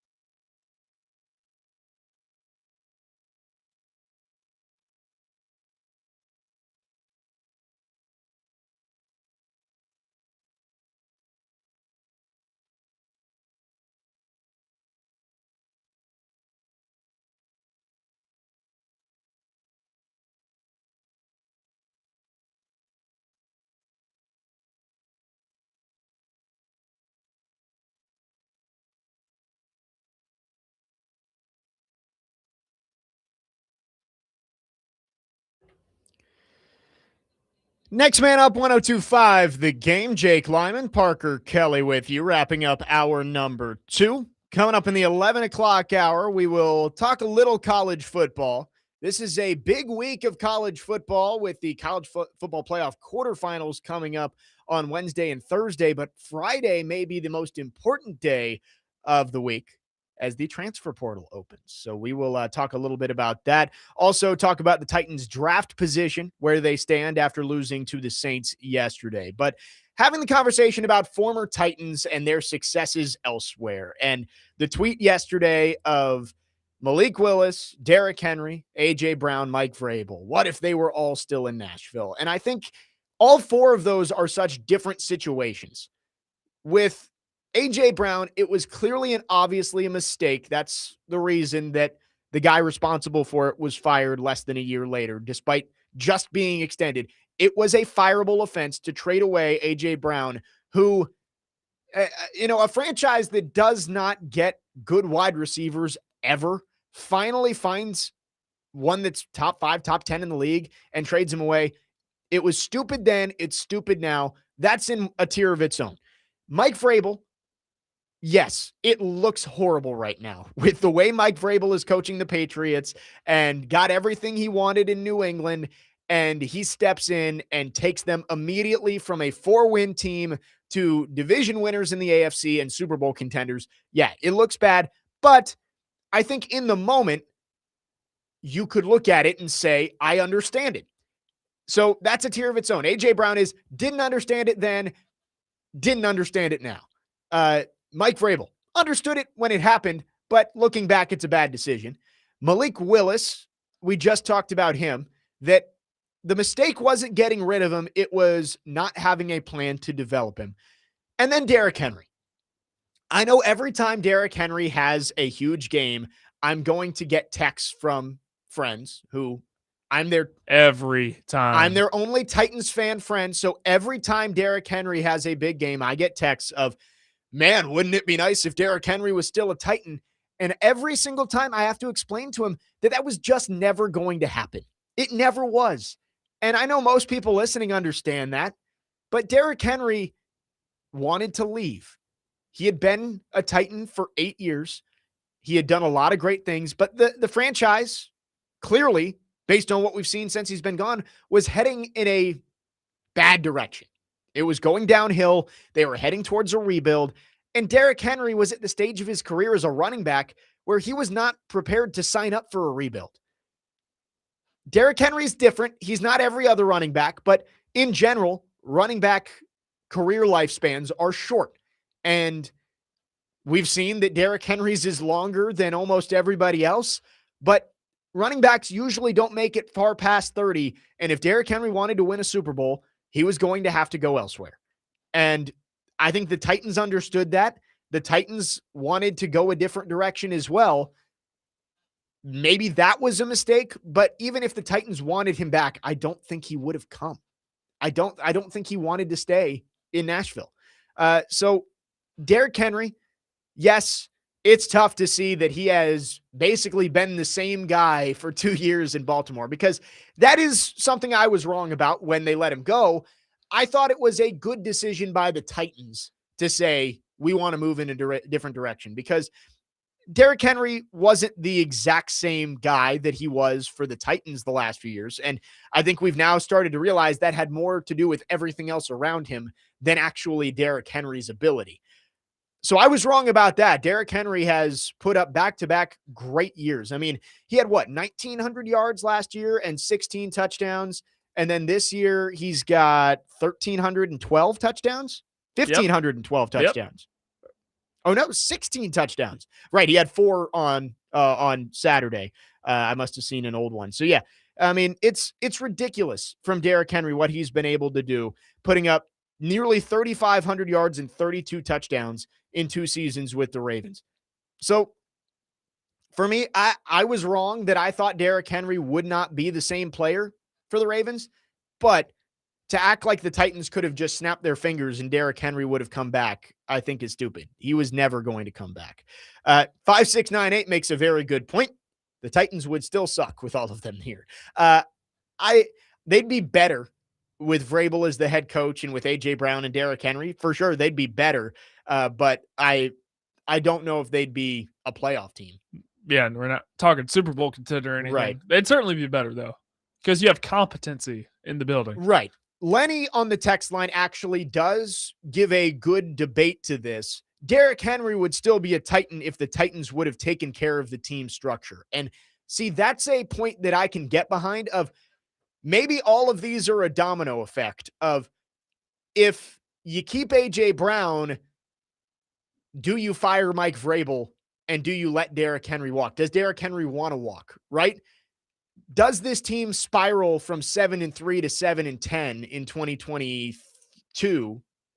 Yes, 2022, if A.J. Brown is still on the team. And that maybe changes everything. You don't fire John Robinson. Mike Vrabel is back. Maybe this team is competent in 2022 and 2023, and Derrick Henry has no reason to leave. So there you go. If you want to look back and say, yeah, if the Titans would have just not ruined everything, then Derrick Henry would still be a Titan, for sure. I think that's a fair point. No, I agree. And I think, too, if Derrick Henry wanted to continue to be a Titan, then maybe the organization would have found a way to make it happen. But there was too many dominoes that fell. I really think, and this isn't some groundbreaking statement, but when you traded A.J. Brown, that started all of it. Yeah. So it's just one big snowball that just continued rolling down the hill and results to where we are today. I think it is rare in the NFL to be able to look back to one moment and say that is when that franchise's Super Bowl window closed and they collapsed back into the cellar. And for the Titans, it was the moment that NFL Network flipped over to the Titans war room and you saw Mike Vrabel get up from the table and look like, he had just found out someone died. I mean, that is the moment that caused all of this. If A.J. Brown is here in 2022, the Titans win the division and they go back to the playoffs again. 2023, do you trade Kevin Byard at that point? Probably not. The Titans could look a whole lot different if it wasn't for one decision to trade A.J. Brown. And we don't have to get into the whole A.J. Brown thing of his agent and A.J. strong-arming and wanting to go to Philly and all that stuff. There was way more that went into it than John Robinson just making one stupid decision. But, of course, John Robinson was the one who did make the call to trade A.J. Brown.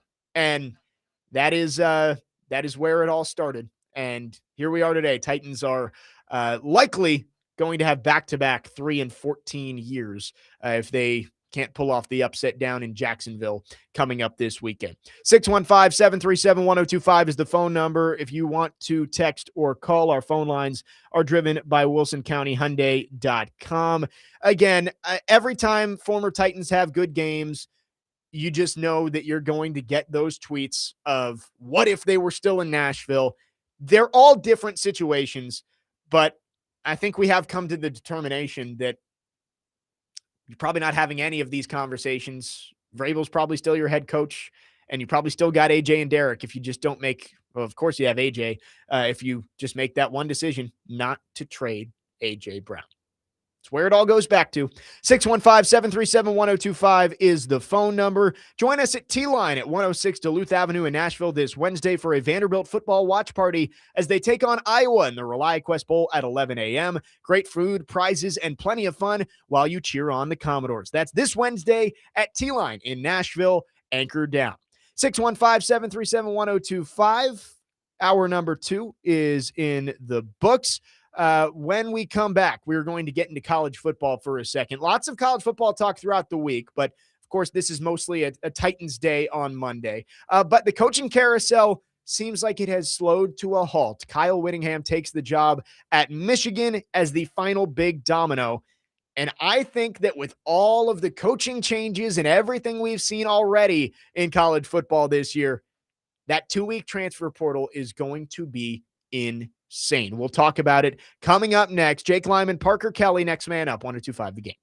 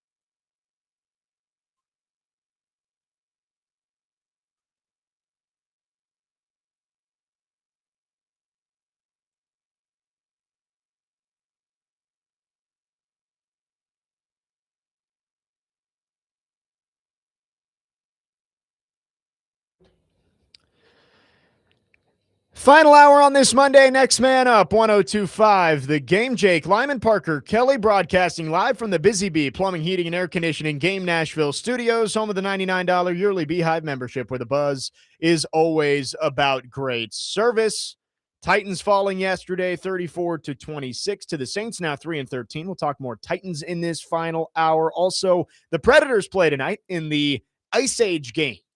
Predators against the Mammoth in Utah. We'll talk about that at the end of the show as well. But did want to get to some college football. We were out for the last 3 days of the week, so we missed the announcement from Michigan, Kyle Whittingham taking the job. And we'll get to that in a second. But first, Parker, a tradition unlike any other happened back on Saturday.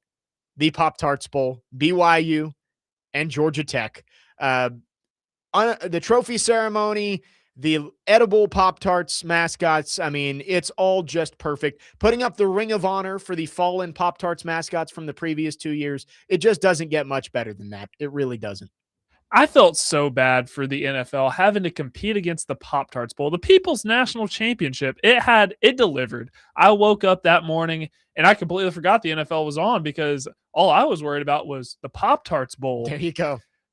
If you don't think that this won't come up in studio on Wednesday when Corey Curtis is here, you're dead wrong because I'm bringing it up. Yeah. We had a Pop-Tart opt out of being sacrificed at the end of the game. Yeah. How incredible is that? The Pop-Tarts Bowl somehow finds a way to improve on itself every single year. And It's become a beacon of college football. it really has. I mean, I don't think any bowl game has as much cultural impact as the Pop-Tarts Bowl has over the past 3 years. And I'm being mostly facetious when I say that. But yeah, we'll have to bring up the Pop-Tarts Bowl to Corey Curtis. He said no one cares about it. Clearly, that is different. Wrong. America cares about the Pop-Tarts America is behind the Pop-Tarts Bowl, Corey. We do have some meaningful college football playoff games coming up this week. We'll have Ohio State and Miami on Wednesday night, and then the other 3 quarterfinal matchups coming up on Thursday on New Year's Day. Indiana taking on Alabama, Ole Miss and Georgia, and then, of course, Oregon and Texas Tech. So all of those games coming up this week to set the semifinals, which will be about a week next weekend. The 8th and 9th, I believe, is when they are set for. But big day coming up on Friday as well. The one portal window that they've changed to opens up on Friday. It is January 2nd through the 15th, I believe, is the portal window. And Kyle Whittingham taking the Michigan job is that final big domino. But you look around college football at how many jobs changed hands this year. I mean, just in the SEC alone, Arkansas, Auburn, Kentucky, Ole Miss, LSU, Florida. Am I missing any? I think it's In the 6. SEC? 6 out of the 16 in Yep. the SEC. Penn State, Virginia Tech, Michigan.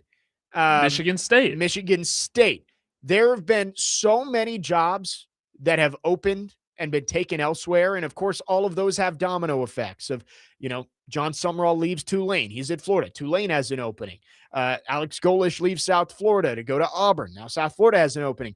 Memphis, Ryan Silverfield leaves. They have an opening. So all of the dominoes have fallen for the most part, the big name ones. And I think that means that this portal season is going to be crazy.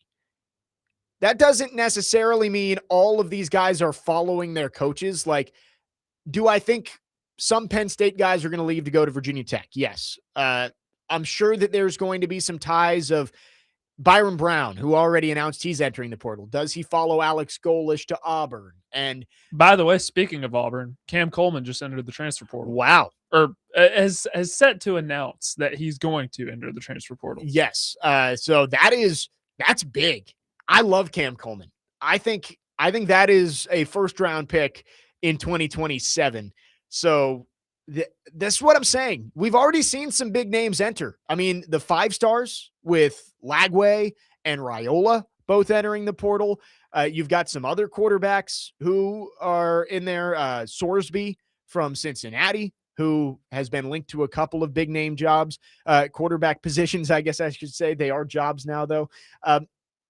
I think you're going to see a lot of guys following from coach to coach, But I just think in general, there's going to be a mass exodus of players into the transfer portal this year. And because it's so condensed and it's only 2 weeks and this is the only time you can go, we're going to see a flurry of moves starting on Friday.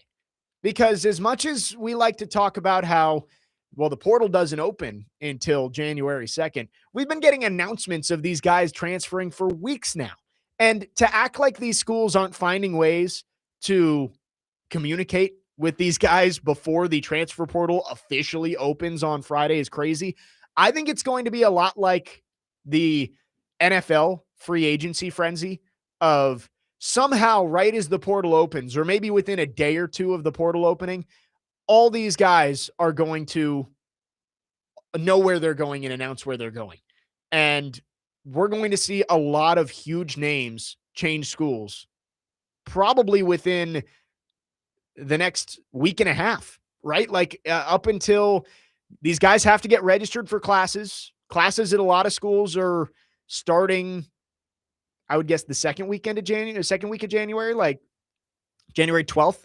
So I am excited to see what the portal looks like, but I also think it's going to upset a lot of the traditional college football fans that you might see half of some rosters enter the portal in the next couple of days. No, it's going to happen. And let's not kid ourselves. The portal's open now because 10 very notable quarterbacks have announced their intention to enter the portal, but have already been in contact with schools. So this thing is already open. But really, since the transfer portal became a thing, it's gotten crazier and crazier every year. So it really should not be much of a surprise. I think college football, kind of made it better where they condensed it into one portal window that opens up between the fall and spring semester.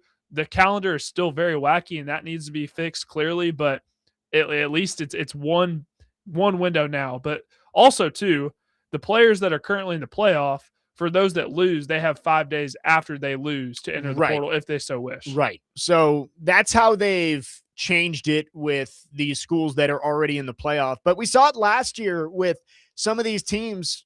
The rumors were they were having to pay their players just to not transfer before they played their college football playoff games. Like, not just a bowl game. Like, I get it. Some of these guys, it's like they believe there's more money out there for them. What's the point of playing in this bowl game? But it's to play for a national championship.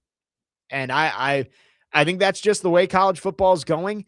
And you're right, with the way they've condensed it down, it's going to be more of a frenzy than it ever has been before. And there's going to be some surprises out there. I'm interested to see what Vanderbilt, what Tennessee does in the portal. Do either of those teams going at a quarterback? Where do they prioritize their NIL? I think for Vanderbilt, they're losing a lot on the offensive line. I think that's where you've got to look for some of that. For Tennessee, we can talk more about the Music City Bowl tomorrow, but for Tennessee, a lot of guys opting out, whether that's for the draft or for other reasons. But I think both Tennessee and Vanderbilt could be very active in the portal starting this week.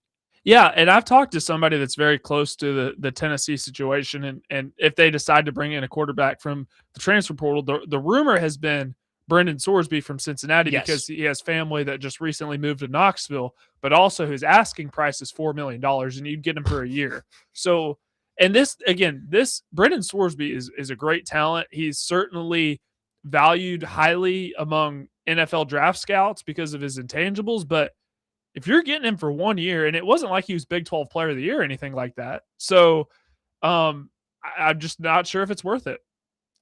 Man, the fact that Brendan Sorsby is getting $4 million a year, and obviously that's not confirmed, but that seems to just be the going rate. That seems the top of the market right now. I mean, that is Sam Levitt, Mestamaker. Right.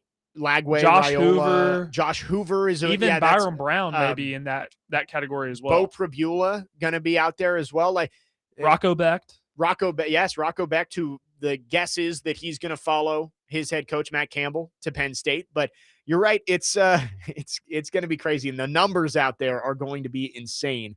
It's just where college football is going. 615-737-1025 is the phone number if you want to text or call. Our phone lines driven by WilsonCountyHyundai.com. Dustin from Hopkinsville says, so those giant Pop-Tarts are real? Yeah. The dancing ones are people. They go into the toaster and then they stick out edible Pop-Tarts. So, Dustin, they are not actually cooking them. I don't know if that was No, what they you were are. asking. They are. No, I tweeted out something on Saturday. I'm like, only in college football can you witness a murder on national live television and it be nationally accepted. Yeah. And if you want to believe that they're actually toasting the mascots, then you go right ahead and do it.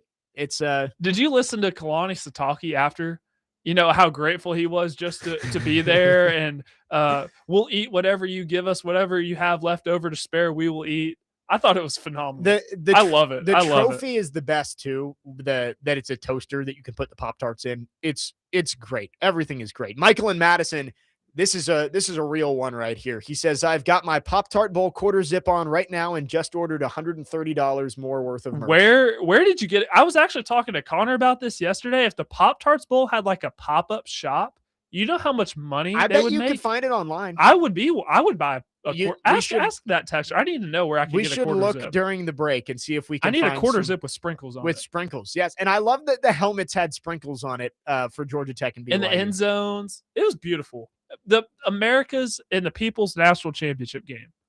615-737-1025 is the phone number if you want to text or Take call. that, Again, Corey. our phone line's driven by WilsonCountyHyundai.com. Yeah, no Pop-Tarts Bowl haters on this program. We won't accept I love it. Corey, but I still am baffled at the fact he said that. Like, let us enjoy our bowl games, Corey. Don't be such a Grinch. If there's one non-playoff bowl game that always lives up to the hype, It's that one. it's that one.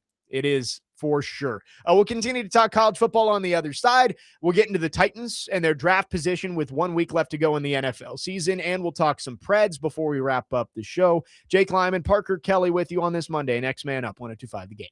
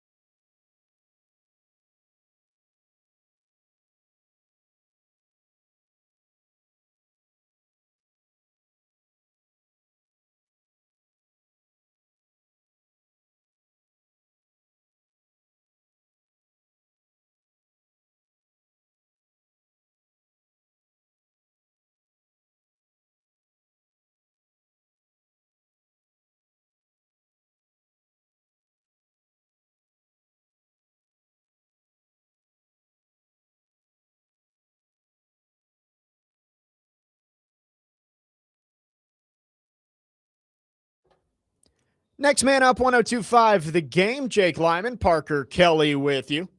Few more segments on this Monday. Finishing up our conversation around college football before we get back into the Titans. And Parker, we talked about the coaching carousel spinning to a stop after what has been one of the craziest cycles I think we've ever seen, with all of the SEC jobs that opened up, James Franklin getting fired at Penn State, hired at Virginia Tech, and of course the Michigan scandal that has led to Kyle Whittingham taking that job. And looking at that hire specifically, Parker, I wanted to get your thoughts on this because I like Kyle Whittingham as the coach, obviously, and what he's done at Utah has been really impressive, but it feels like a Band-Aid move for Michigan. They had to make a coaching change late in the cycle where a lot of the big time candidates had already either been swept up by somebody else or had signed extensions with their current school. You go and get Whittingham, who he said he wasn't retiring when he stepped down at Utah, but I would guess he's not too far away from that.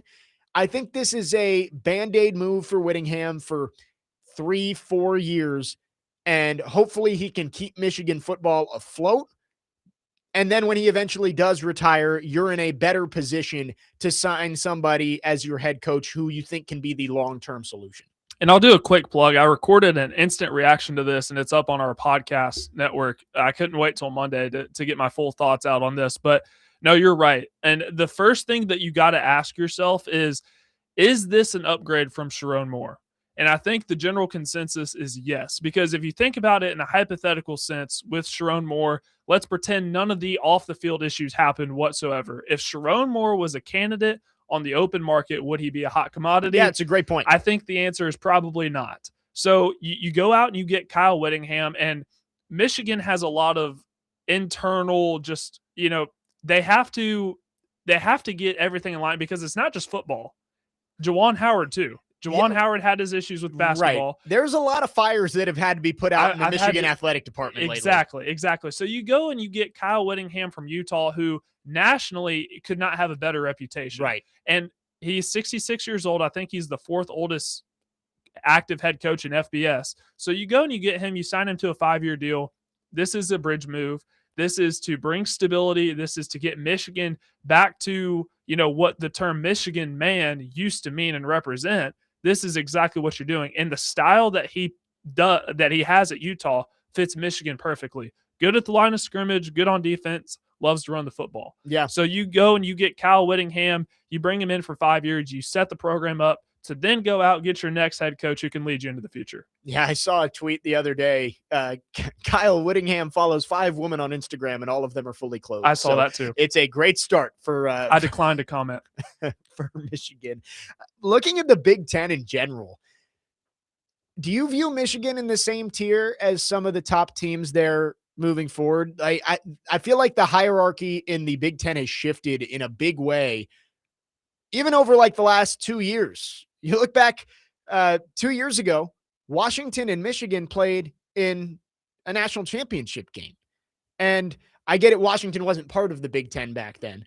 But with the coaching changes that have happened, Jim Harbaugh leaves for the NFL, Kalen DeBoer leaves for Alabama, I think Michigan and Washington are no longer in that top tier. If I'm looking at teams that I believe in the Big Ten for the next 5 to 10 years, and a lot can change, let's say 5 years, it's Ohio State and Oregon, obviously, and I think you can put Indiana in there. Again, I'm going to not doubt Curt Cignetti. I don't know if they're going to win a national championship this year, but I think he's shown enough that you believe they're going to sustain being a playoff contender every year.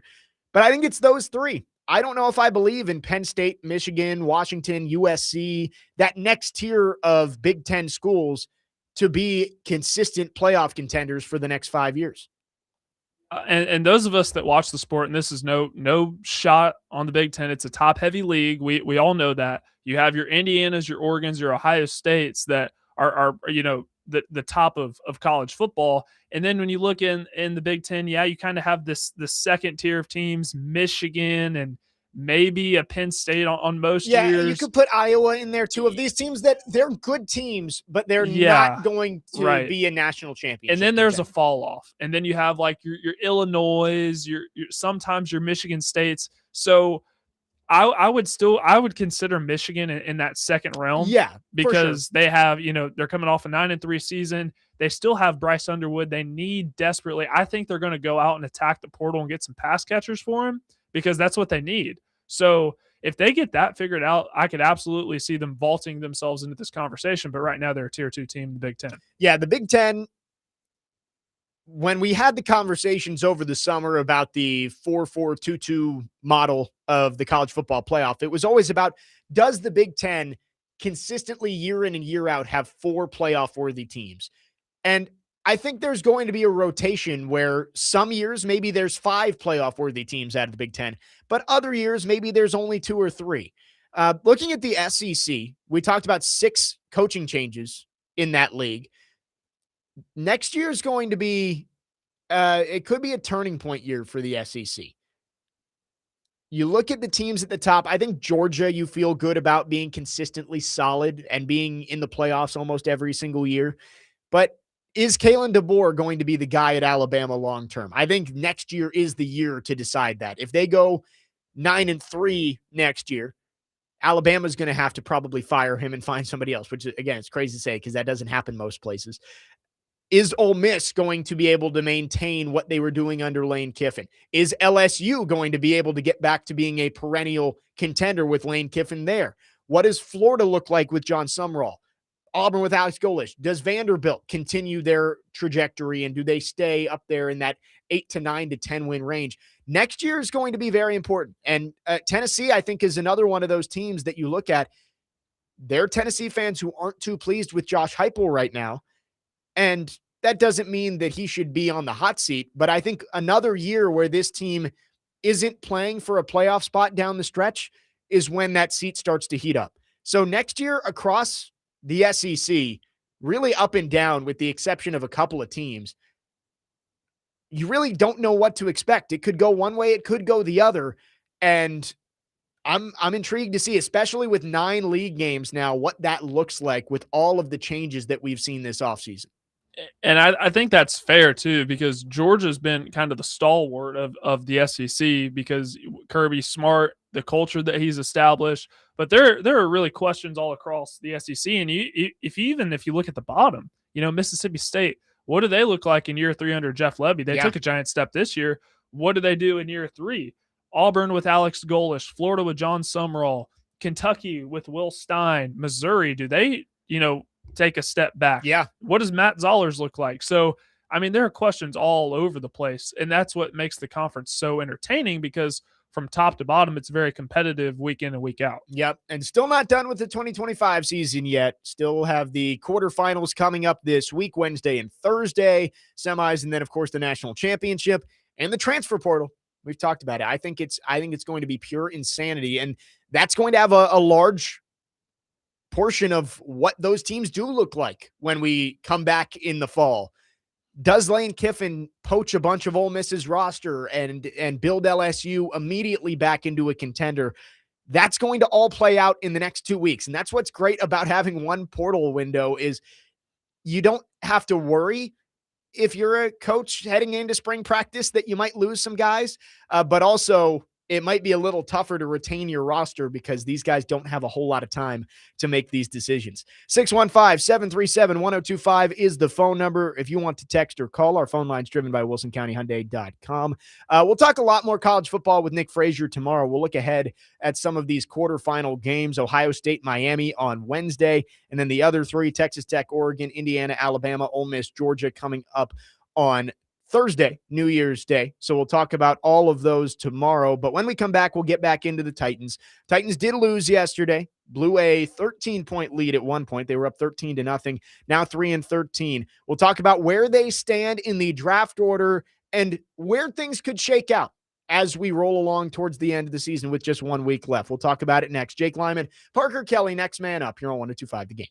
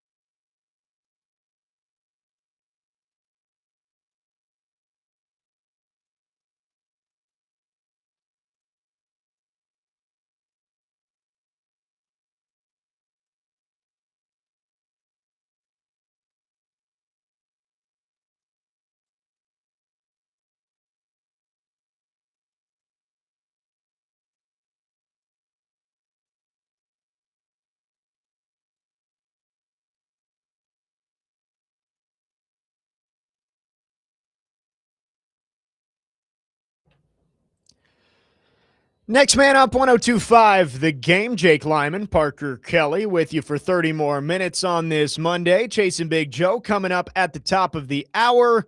Back into the Titans here. Titans fell yesterday 34-26 to the Saints. Now 3-13 on the year. They'll face the Jaguars in Duval on Sunday. That is now officially a noon kick. Duval. Taking on Liam Cohen and his 12-4 Jaguars, who are trying to win the AFC South. So Jaguars almost certainly will be playing everybody in that game, and they are 11.5-point favorites right now. So you have to make a guess. Titans not going to win this game. Not impossible, but very unlikely, which would put the Titans at 3-14 for the second straight year. I know a lot of people are looking at the draft positioning, and that's what we wanted to look at here quickly before we wrap up the show. Right now, the Titans are slated to pick 4th in the NFL draft at 3-13. They are tied with the New York Giants, the New York Jets, and the Arizona Cardinals.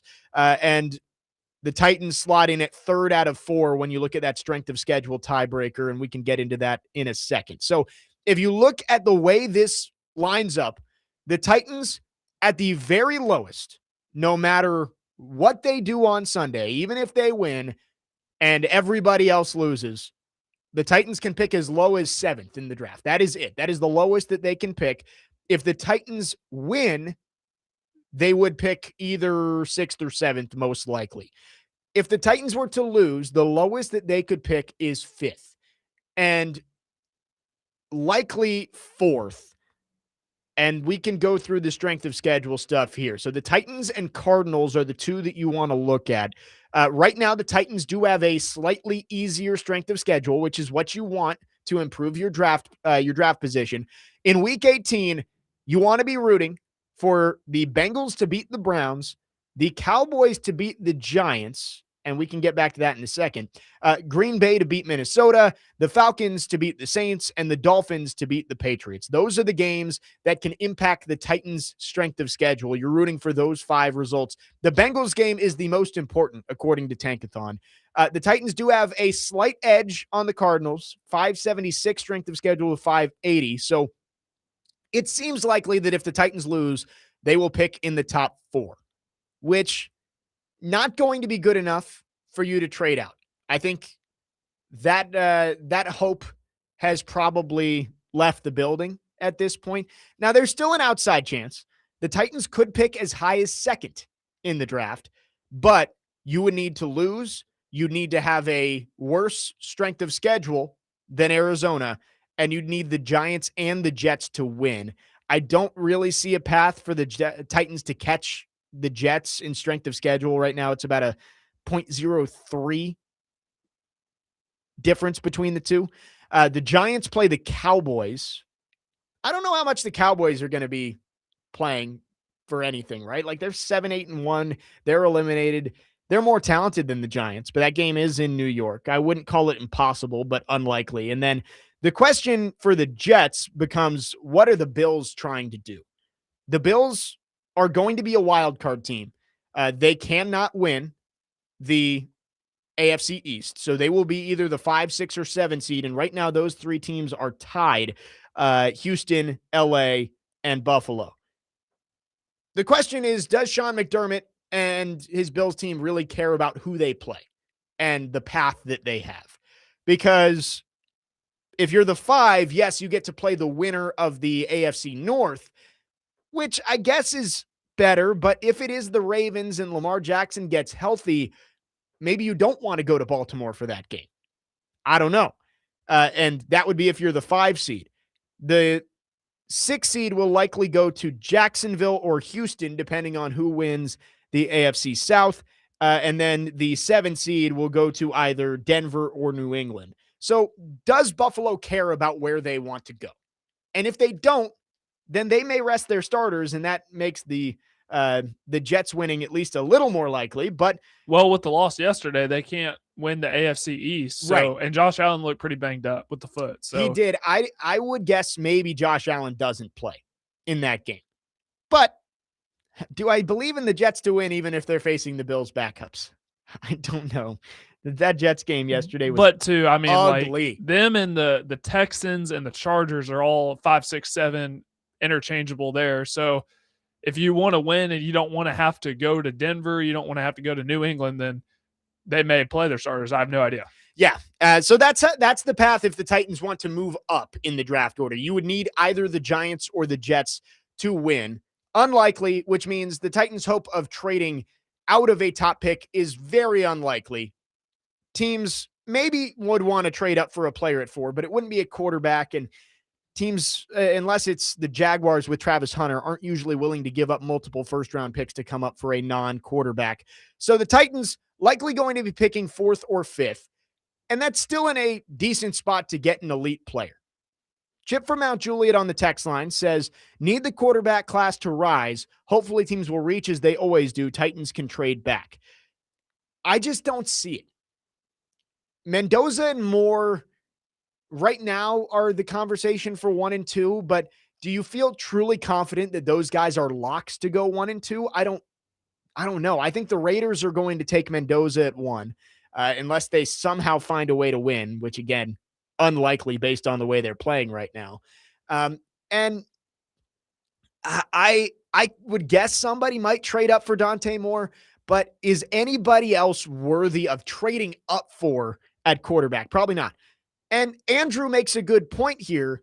He says, I'm so tired of Titans fans acting like if we can't trade out, the draft is a bust. 30 teams build rosters with good players without trading out every year. We have milkmen playing at cornerback. So just go get some good players and stop worrying.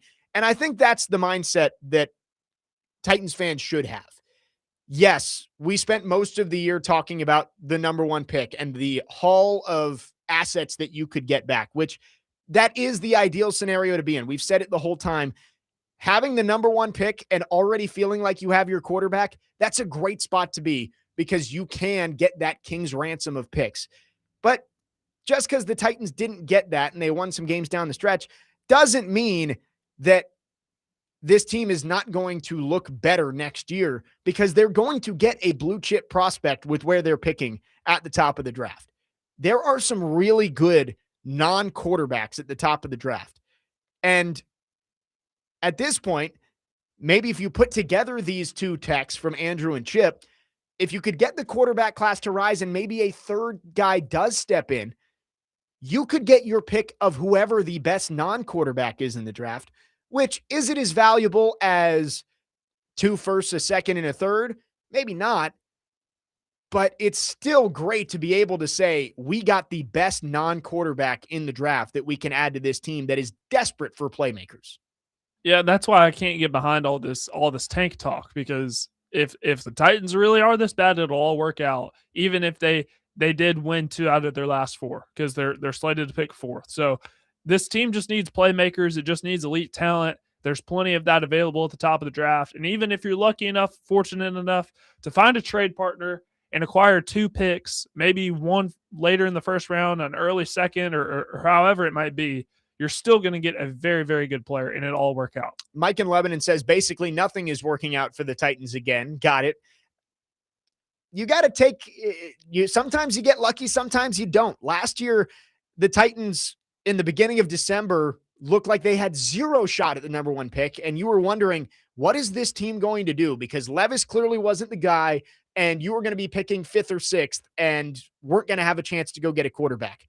And the football gods smiled upon you. Drew Lock wins a game against the Colts. Joe Milton wins a game against the Bills. And boom, you're picking 1st overall. Last year, everything did work out for the Titans. This year, the Titans look like one of the worst teams in NFL history through 12 weeks of the season, and they've started to figure some things out. I think that has value too, even if it does end up costing you what that trade would have looked like if you had the number 1 pick. 615-737-1025 is the phone number if you want to text or call. Let's go to our phone lines. Adam from Portland is called in. Adam, thanks for calling. Go ahead. Well, man, I wasn't fully convinced we were going to have a trade partner anyway. So, here's my question. And now I'll ask both of you guys. So do you think, is there any chance if the Titans had Aiden Hutchinson on this team this year, what would you think their record would be? Like just that one player. I think Aiden Hutchinson is probably a player who's worth an extra win. Yeah, that's what I think too. But just like how dominant Jeffrey Simmons was this year, man. and thinking like they had to put 3 guys on him a lot of times. Like that's how, and he made a lot of players that were no good look good. Put one talented player on that defensive line with him, and I think it could be a game wrecker. So, and you could get that at 4, I think, right? And Bain more than likely is going to be there, or the other guy is going to be there at 4. So just look forward to that, dude. I trust Borgonzi. I'm not going to sit here and go, what if all season. I'm still glad we won last week. I hope we win at the end of the season. Like, I want us to win football games, and I trust Borgonzi. But if we have one good edge rusher, man, I think it could change our football team. Yeah, and the Titans, it can be disappointing that you didn't get the trade, because that was the conversation for 3 months with how bad the Titans were, is if you're picking at 1, somebody's going to want a quarterback and is going to come up. And it can be disappointing to not have that scenario in play anymore, but you have to realize you're still going to get a really good player. You are. There is going to be a high-level pass rusher or wide receiver that you can take at 4 or 5 or whatever it is, and is going to help your football team for a long time, as long as you get the pick right. And that's on Mike Borgonzi to make sure he finds the right player. But there are going to be really good players available to you. And that, like Adam said, if you are able to add competent players in the secondary and competent players in some other aspects of this team, and then add a playmaker at wide receiver or edge, that could make this team a couple more wins better next year than even they would be if you just got better play from the guys you already have. You hope that the young guys are going to develop, and that could be worth a couple of wins. Can you get the star players to surround them with, along with the meat of the rest of the roster that you're missing right now? 2501 says, how has Brinker not been mentioned for how poor the team has performed, drafted, and fired yet? I agree with you. I think Brinker has skated under the radar. Oh, I've banged that drum. We've said that a ton, but he's not getting fired, so there's really no point in beating the dead horse. And he says, how can we trust Borgonzi? He assembled the roster for this year. Mike Borgonzi was not left with a whole lot of good things on this roster. He did his best to add some young talent and avenge some of the mistakes that were made by the previous organization. We're going to find out a lot about Mike Borgonzi this year. He is stepping into a pretty solid situation this offseason as a GM. You get to hire a coach, you got $130 million in cap space, and you got a top 5 pick. Go and fix this roster and make this team competitive again. We'll find out a lot about what Mike Borgonzi is capable of next year. And I'm not saying that next year is make or break for him, but if he's not able to at least raise this roster to being a team that's in the hunt in late November, December, then maybe you start to have questions about his ability to build the team. But as of right now, I don't blame Borgonzi for how bad this team is. I blame the decisions made before him. We'll see if he's able to fix it with all of the resources he has at his disposal this year. 615-737-1025 is the phone number. Last call for phones if you have any thoughts. On the other side, we will talk a little Preds to wrap up the show. The Predators are on this 7-game road trip. A win in Minnesota to start it, a loss in St. Louis. They are in Utah tonight. We'll talk some Preds to wrap up the show. Jake Lyman, Parker Kelly, next man up, 102.5 The Game.